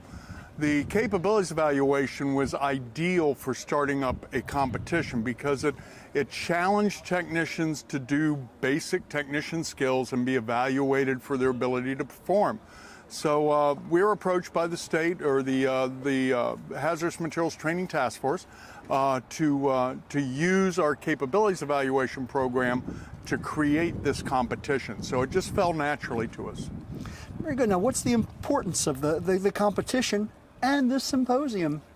Well, our motto for the competition is to enhance and improve hazardous materials emergency response through competition and learning. So the value is that firefighters are competitive people. Hazardous materials responders are competitive people. So by bringing them into a competition, it challenges them to come together. Before they come here, they are boning up on their skills and getting better at what they do, and then they bring that knowledge to the competition. So it raises the bar for those response teams that are coming. And who should attend not only this competition, but also the symposium? HazMat responders from anywhere. This isn't just a Florida thing. Although it's called the Florida HazMat Team Competition, we've got a competition team in here this year from Asheville, North Carolina. And we're looking for teams from other places around the country to come in and share time with us and use the symposium for some excellent lectures and presentations, as well as challenge their personnel to raise their skills to come out to the competition. Now, you've been involved with this competition for many years. I believe this is the 11th time it's occurred. How has it changed from year one? Tighter and broader. Each competition has typically 12 stations, 10 of which are graded evaluation stations. We change 50% of those stations at least every year. In fact, the whole competition changes every year, but we bring in new challenges each year for the teams to look at. They have a little bit of input in advance by the public rules as to what will be involved, but we leave out details. So they could come in and, for example, this year, there's a sampling mission that they had no idea that was coming. So we're going to see how good their sampling skills are, for example. Cap-eval, or-eval, you just mentioned that. How are those different than what's going on at this competition? We created the Operational Readiness Evaluation, or eval, back in the late 1990s, early 2000s, when Nunn-Lugar domestic security money was being made available to teams. The state of Florida wanted to know what teams were actually out there, because they had a lot of teams saying that we were hazmat teams, but that ranged from 2 people in a pickup truck and a couple of level A garments to fully formed large metropolitan hazardous materials teams. So the state wanted to know what were the true ones that floated to the top that warranted getting state funding. So the Operational Readiness Evaluation, or eval, evaluates 4 components: planning, staffing, training, and equipment. It's a day-long process where we went around the state of Florida and did readiness evaluations on 28 teams at that time. Cap-eval is for evaluating the capabilities of the technician, the capabilities evaluation. And essentially what it is a series of assessment center-like stations with hard facts that need to be addressed, or hard competencies that need to be addressed out of the NFPA standards for hazmat technicians. And we take that data, that gets fed into a database. That database then will generate a report for the technician on their strengths and weaknesses, the organization or the team's strength and weakness, and it can even be rolled up into a regional or statewide strength and weakness. And a lot of organizations have used that to define training programs for the next 18 months to 2 years. Why should hazmat teams, and not just local hazmat teams, but why should any hazmat team want to participate in this competition? Why should they be here today? Well, first of all, it's fun. First of all, it's an enjoyment for them. These teams are in the staging room getting to know each other, and there's that good camaraderie, but good competition ideas that going on. So they're working hard to beat out the other team. So it's a challenge, and these type of people who are emergency responders, are challenge driven. So we welcome them to it. Plus, it's a learning experience. Teams are getting ready all year long for this competition, so they're increasing their skills. They're also coming out to a great symposium to get information. They're taking that information back to their organization and helping build their team. So it increases the ability to respond through competition and learning. That's terrific. Now, this is not the only project that the response technology is involved with. I understand you got a new project that you're working on. Yes, we've recently been, we also provide a wide range of training programs. We've been contracted by the Florida Propane Education and Research Council to develop a new program designed for first arriving company officers and first arriving incident commanders on how to make good decisions during propane emergencies. It's not a tactical class, it's more of a strategy and incident, addressing incident objectives and strategies for the incident commander to make decisions. There's a lot of weaknesses out there in that decision-making process, and we're starting it off with decision-making for propane emergencies, and then that probably will be followed up with a class for the technicians in the advanced criteria for emergency response. And one of our competition teams is just leaving the game station and heading back to rehab and doffing. So. You've been involved with hazardous materials for a long time now. What do you get out of being out here? Giving back to the system. I spent 32 years in hazardous materials emergency response. It made for a good career for me, and this is an opportunity for all of us to give back to the system. This is a pro bono job that we do for the state of Florida because we're from here. We want to see it increase, and we love doing it. Most of our evaluators out here, our lead evaluators and program developers, have no less than 30 years hazardous materials emergency response experience. They're very skilled, and they just enjoy doing it, and that's one of the main reasons. You've got a hazardous materials technician or a team or a chief officer watching this, and they're thinking, why should I send my team to participate in this competition or even to come to the symposium? It's going to raise the level of their team. It's going to raise their ability to respond. It's going to let them realize where their strengths and weaknesses are. And you can't get better education than that. Doug, thank you for being with us today. I know you're busy. Have a great day.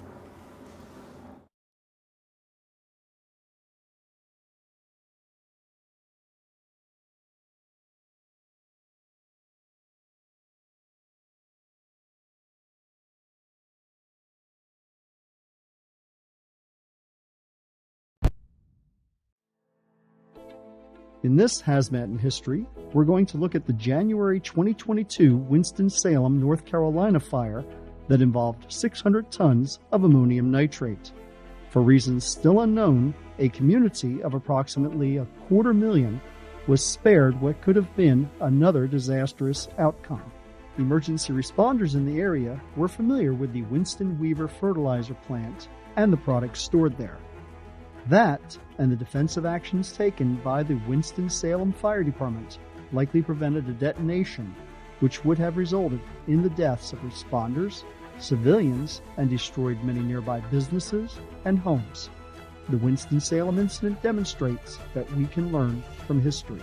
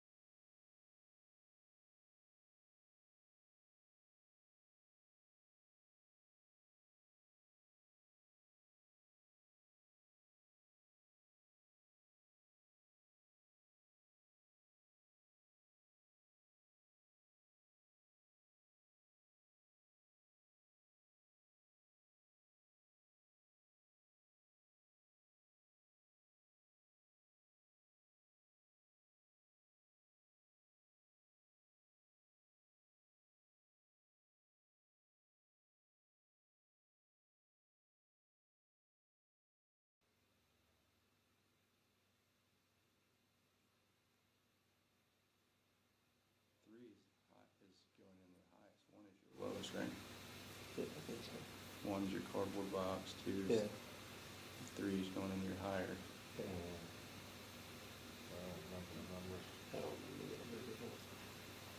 How are you sure? What did you say when before? It's not gonna be right, but. No. I'm like, 1 to 2 1 to 2 what? times background.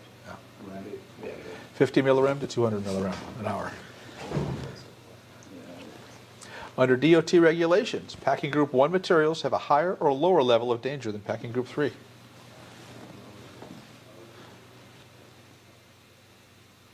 Lower. Yeah. Higher. This tactic is the controlled burning of a liquid or gas material to reduce or control pressure inside the tank, dispose of residual vapors, and or to dispose of a product when transfer operations may be impractical.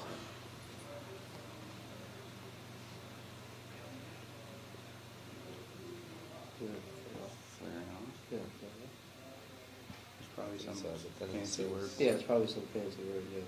No, dispose of product when transfer. Yeah, but that paladin part. Yeah. So if you can't transfer it, you gotta flare it to make it safe, is what they're implying. Okay. So, I would, yeah. Flaring off? Flaring, yep. The minimum temperature at which a liquid gives off sufficient vapors that will ignite and sustain combustion is known as the Sustained combustion. Yes, sir. Fire point, if it's gonna sustain combustion.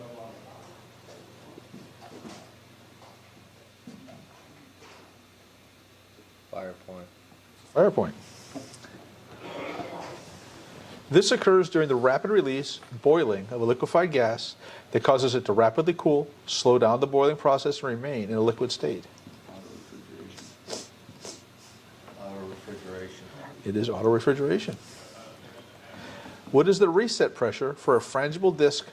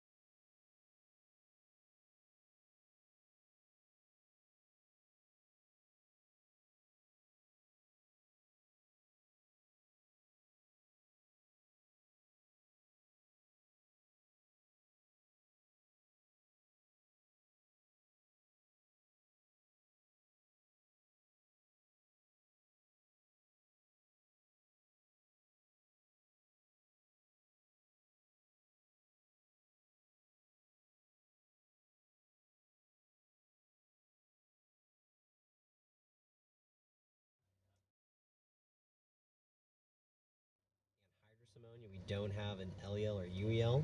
So level B with respiratory protection of an SCBA should be worn. Splash protection is important. We have a high corrosivity with both of them. Ammonia is water reactive and reactive with the acid. So absolutely, and it's an exothermic reaction as well.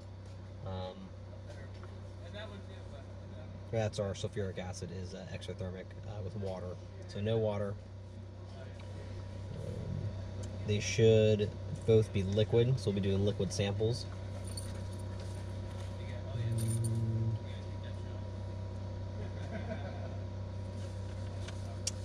So then for our detection, so we have our standard bear claw we'll do. We'll make sure we'll do a rad detection. We'll do our PID and LEL as well, just to make sure we don't have an LEL.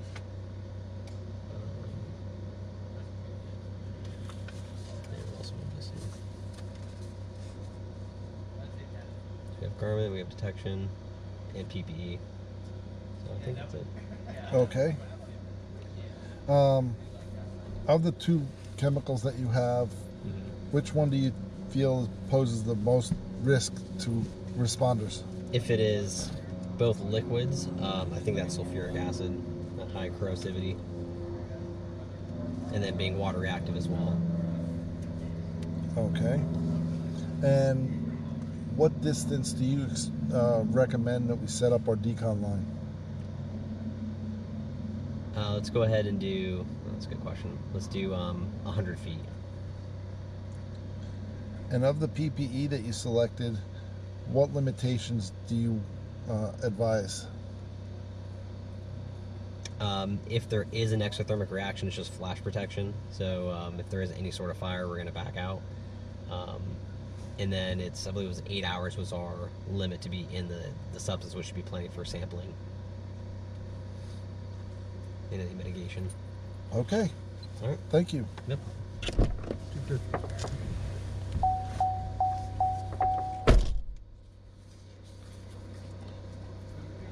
Shame, the only thing we missed was decon. Yeah. You did pretty decent. Okay. Boulevard.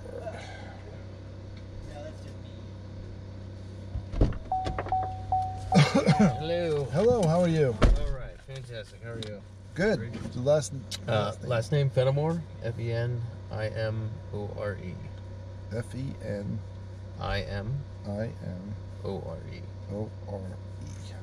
It's the end of the day, sorry. Is your Alrighty. What scenario number did you have? I had scenario 2. Okay. Go ahead and start with your briefing. The two chemicals I had was kerosene and gasoline. Pretty much kind of known to everybody. It's highly flammable. There's skin irritation, eye irritation, inhalation hazards. Biggest thing is ignition source, any kind of runoff to the waterway. Decon, we'll just kind of do soap and water. Detection, you do 5 gas, check out the vapors. Let's see.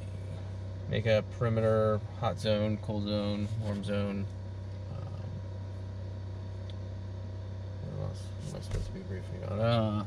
You do detection, decon, sampling, get some papers. Okay. Initially, I would say if we're just going right in, we're going to be bunker gear, structural bunker gear, and SCBA. But if we're going to be in there a while, then I would switch to that Frontline 500 and use some Pappers. We're going to be in there prolonged.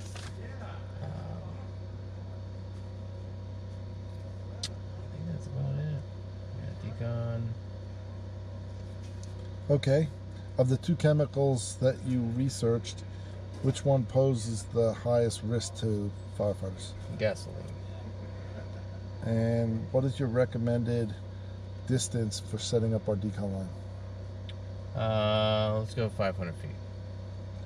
And what are the limitations of the PPE that you've selected? The guard or the frontline 500. Let me see if I can I would say prolonged exposed to direct heat and fire. Let's see. Premium mission. I can't ever say that. Tears. Mobility.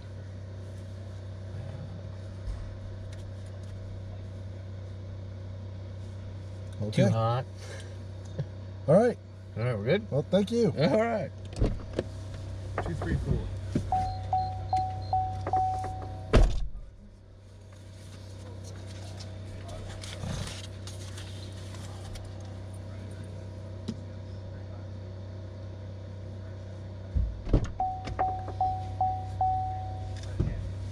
Hello. Hello. How are you? Good. What's your last name? Brooks. And which scenario? Scenario 1. Okay. Go ahead and start your briefing. So I was given scenario 1, which included sodium hydroxide and sodium peroxide. Both were observed to be found in the physical state of solid, white powder form. Based on the initial analysis of this, I went on the direction of choosing a level B ensemble for our entry team. We would use detection monitors as far as our 5-gas goes, radiation with us. The flash point, there is none, so I'm not too worried about, there's no LEL or UEL associated with these properties, so I wasn't worried about flash protection. The route of exposure that we're interested in, or the main route of exposure, is an inhalation hazard. Secondary would be an ingestion hazard and a contact hazard. An IDLH of 10 milligrams by meter squared, or cubed there. The signs and symptoms of exposure are irritation to the eyes, skin, and respiratory system. It observed to be a basic for the pH scale, high base, strong base. So again, I went with level B ensemble for our crew. It would be a dry decon on the way out, because from the sodium hydroxide, the sodium peroxide rather reacts strongly with water, so we won't be using water in that situation. It would be all dry decon. And that's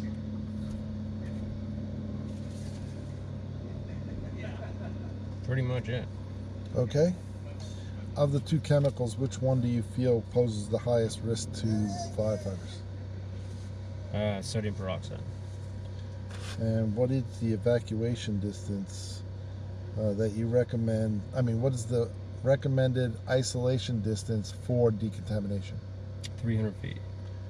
And of the PPE that you selected, what do you feel is the limitations that we need to be concerned with? What do you mean exactly by that? You picked a level of PPE. Yeah. What are the limitations of that? As far as the B level, type B, you mean level B? It's not vapor protective. Okay. Or flash protective. There's no mix to it, so fire protection's not included. Very good. And yes, those are the answers that I was looking for. Okay, I wasn't sure for a second.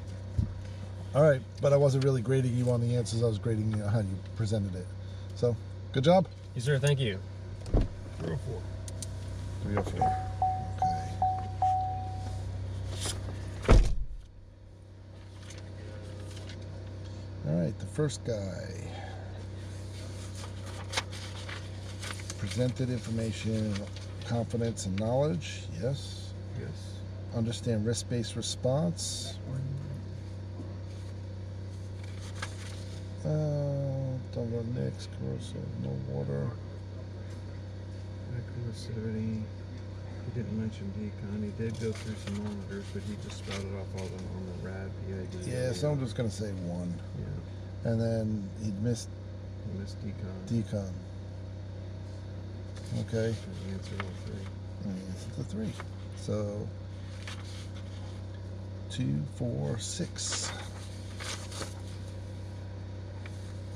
Okay. The next one.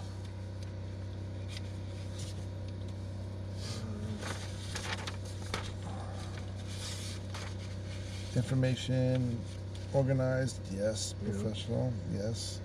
Understand risk-based response. I thought he did. Yeah, because he talked about bunker gear and then he talking about long-term, maybe frontline 500. Yeah. So that's basic risk response there. Detection, 5 gas. He had decon, Decon. water, bunker gear. Hazards. Yeah. So he hit all 5. Yeah. And then he answered all the questions. He did. Yeah, so he gets 2, 4, 6, 8. Okay. And last guy. All right, did he organize his? Yes, he was clear and concise on his report. Mm-hmm. Risk-based response. Yeah, he was talking about that. Yeah. Did he cover all of the hazards? Yes. Decontamination? Yeah. Yes. Dry decon, monitors and PPE. So yes. And he answered all 3 questions. He did. 8. This is a good group, actually. There we go. One more. Doo-dah, doo-dah.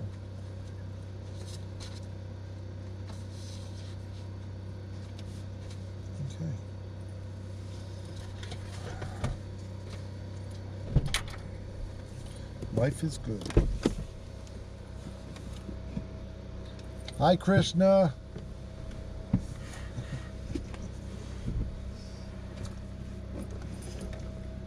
You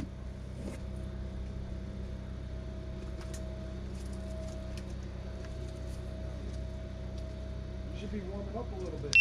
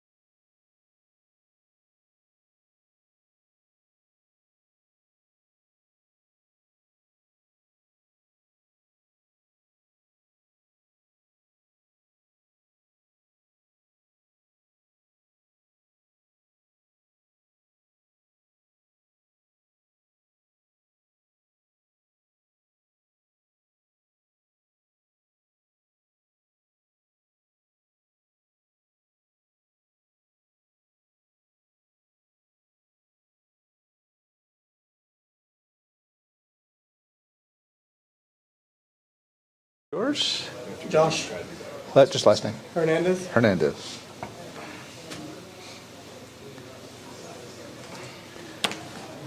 Are you guys ready to go? Ready as we're ever going to be. All right. So, who was here last year? Just you. Just two of you. Okay. So, same thing. Same questions? No buzzer? Different questions. No buzzer this year. Sorry. So 1 point for every correct answer. You can work as a team or cut-throated. It's your choice. Only one answer for the team per round. If you pass, you can pass. You know, another answer, that's fine. You pass, but you don't have to come back to the question. There are 27 questions in total. Covers awareness, operations, and technician level with an emphasis on propane and LPG. Do you have any questions before we go? All right. Under normal pressures, or normal temperatures, LPG will expand its volume how many times when released? 270. 270 is correct. And we're off and running. When using a supplied air respirator, the maximum hose length from the source of air is how many feet? 300 feet. 300 feet is correct. The filter of an air purifying respirator indicates that it is a P95 cartridge. The P stands for? It's petroleum. I'm sorry, it's oil proof. But P stands for petroleum? P stands for proof. It's oil proof. N stands for not oil proof. R stands for resistant. P stands for proof. Go for P. Oil proof. Oil proof is correct. Congratulations, you're the ones that got that. The chemical formula for propane is? Hold on. Is C3H8. It is C3H8. What is the process for creating a defined area to hold hazardous materials? I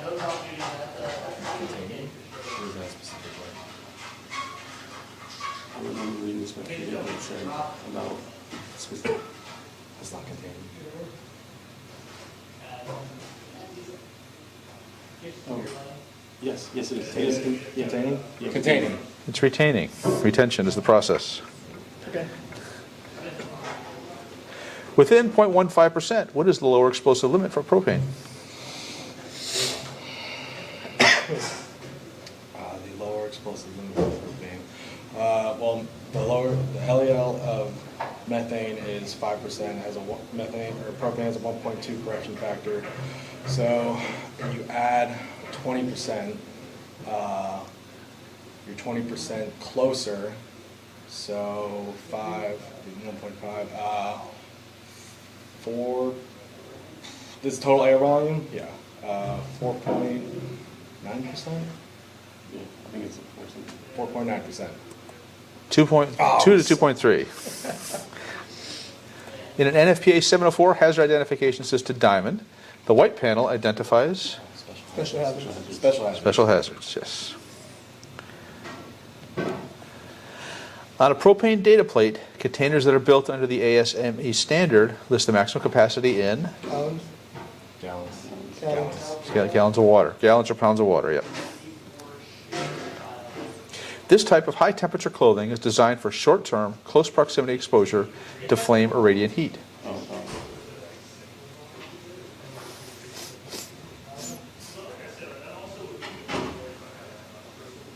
For short term, it's just flash. I thought it was a proximity suit. Is it a proximity suit? That's what I thought. Obviously, it's flash rated. Flash rated proximity suit. Proximity suit is correct. Nice, dude. Depending on whether the container is built under ASME or DOT standards, propane containers will have a pressure relief device set to open between what and what? PSIG. Propane, so propane's between,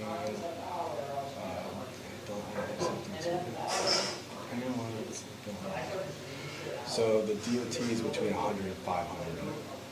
So that's where that's operating pressure. Operating pressure. So the relief valve, I want to say it's like 120%. Yeah, 120, 125. So we'll say between, what do you guys want to say, 550 and 600? Yeah. 550 and 600. 250 and 375. Oh, we're awful. The process of connecting two or more conductive objects together by means of a conductor to minimize the chance of static sparking is known as? Because you're connecting them is bonding, right? Bonding. Bonding is correct. How many ways can a propane cylinder be requalified for continual service? You're looking for a numerical value? I am looking for a numerical value.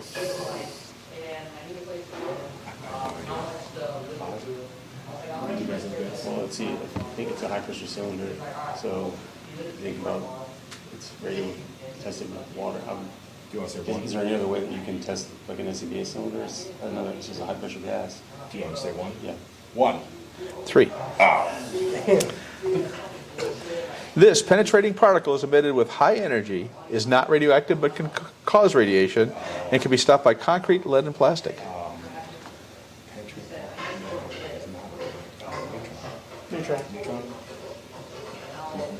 Yeah, neutron. Neutron is correct. What does NFPA standard 1990 cover?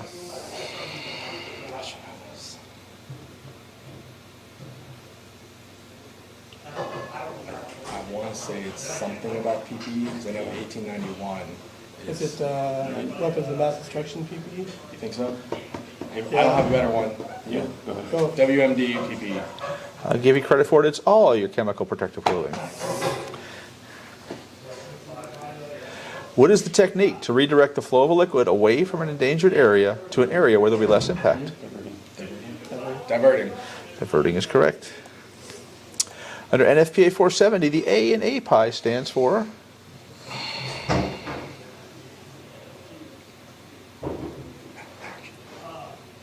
I don't know API. Do you? Do you?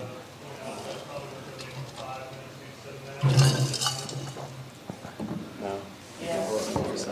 Assess is usually pretty common. Assess. Assess. Analyze. A package with a radioactive 3 label should have a maximum radiation contact level of blank to blank. A package with a radioactive 3, so right one yellow 2 yellow 3 should have a maximum radiation contact level. So 200. Contact is, yeah, source. 200. It's 1, 0, 1, 10, and then 200. 0, or 1, 50, 200, yeah. So between 10 and 200 milligram. Between 50 and 200 milligrams.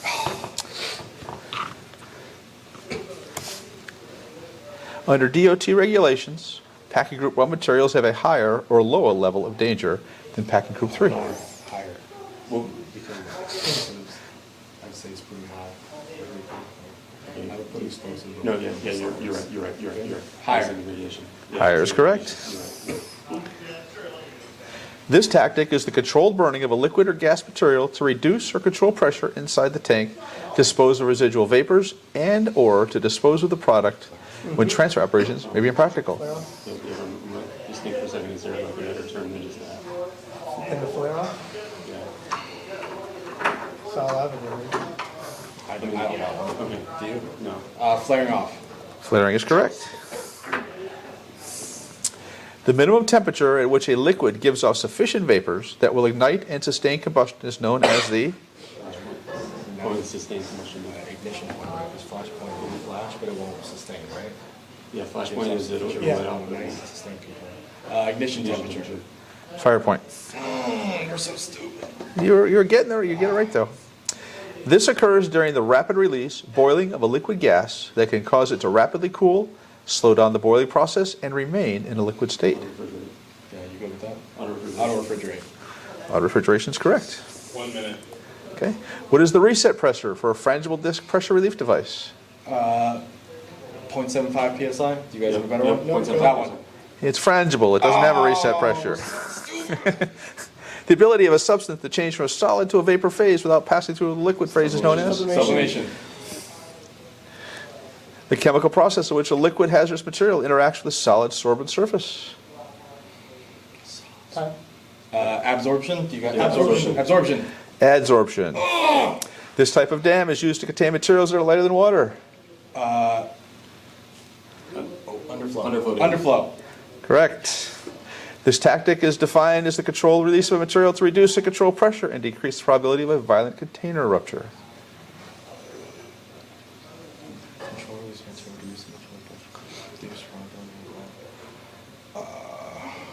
Pass.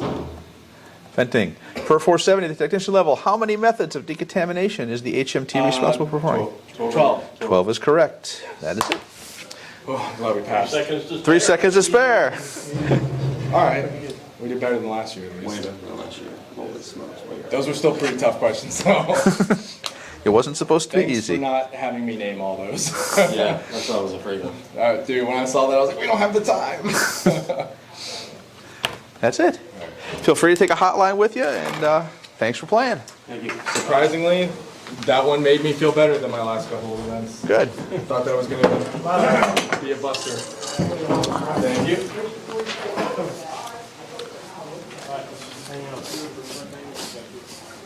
The outside group, get pictures made for y'all.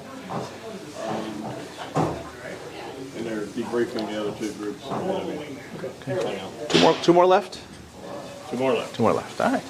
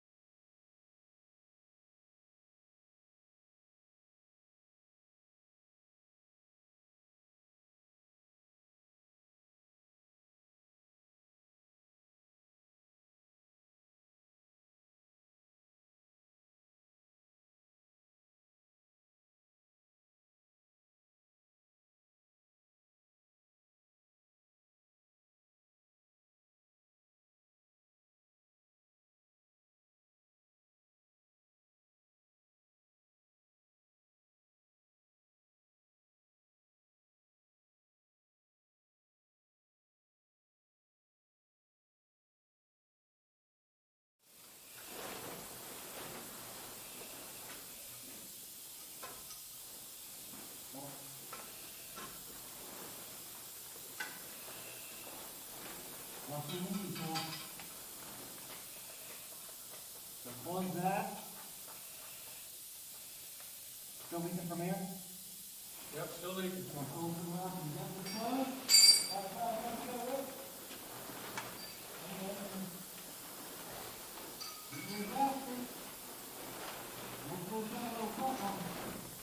You might need a rim napkin. It's flat. Alright. Alright, I'm taking this to there. Taking this napkin, taking this gasket.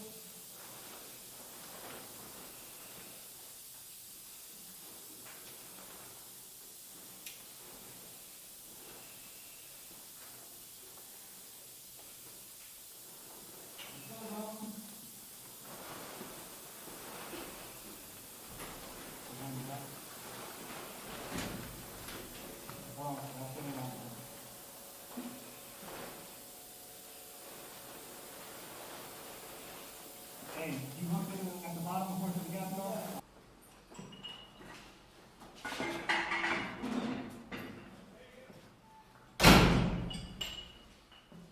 Use the gray gasket on that? No. 8 foot black. Did you say something? Initially they did, yeah. They kind of made it away. I mean, I still don't know who the team leader was. No idea. He identified himself out front, but not in here.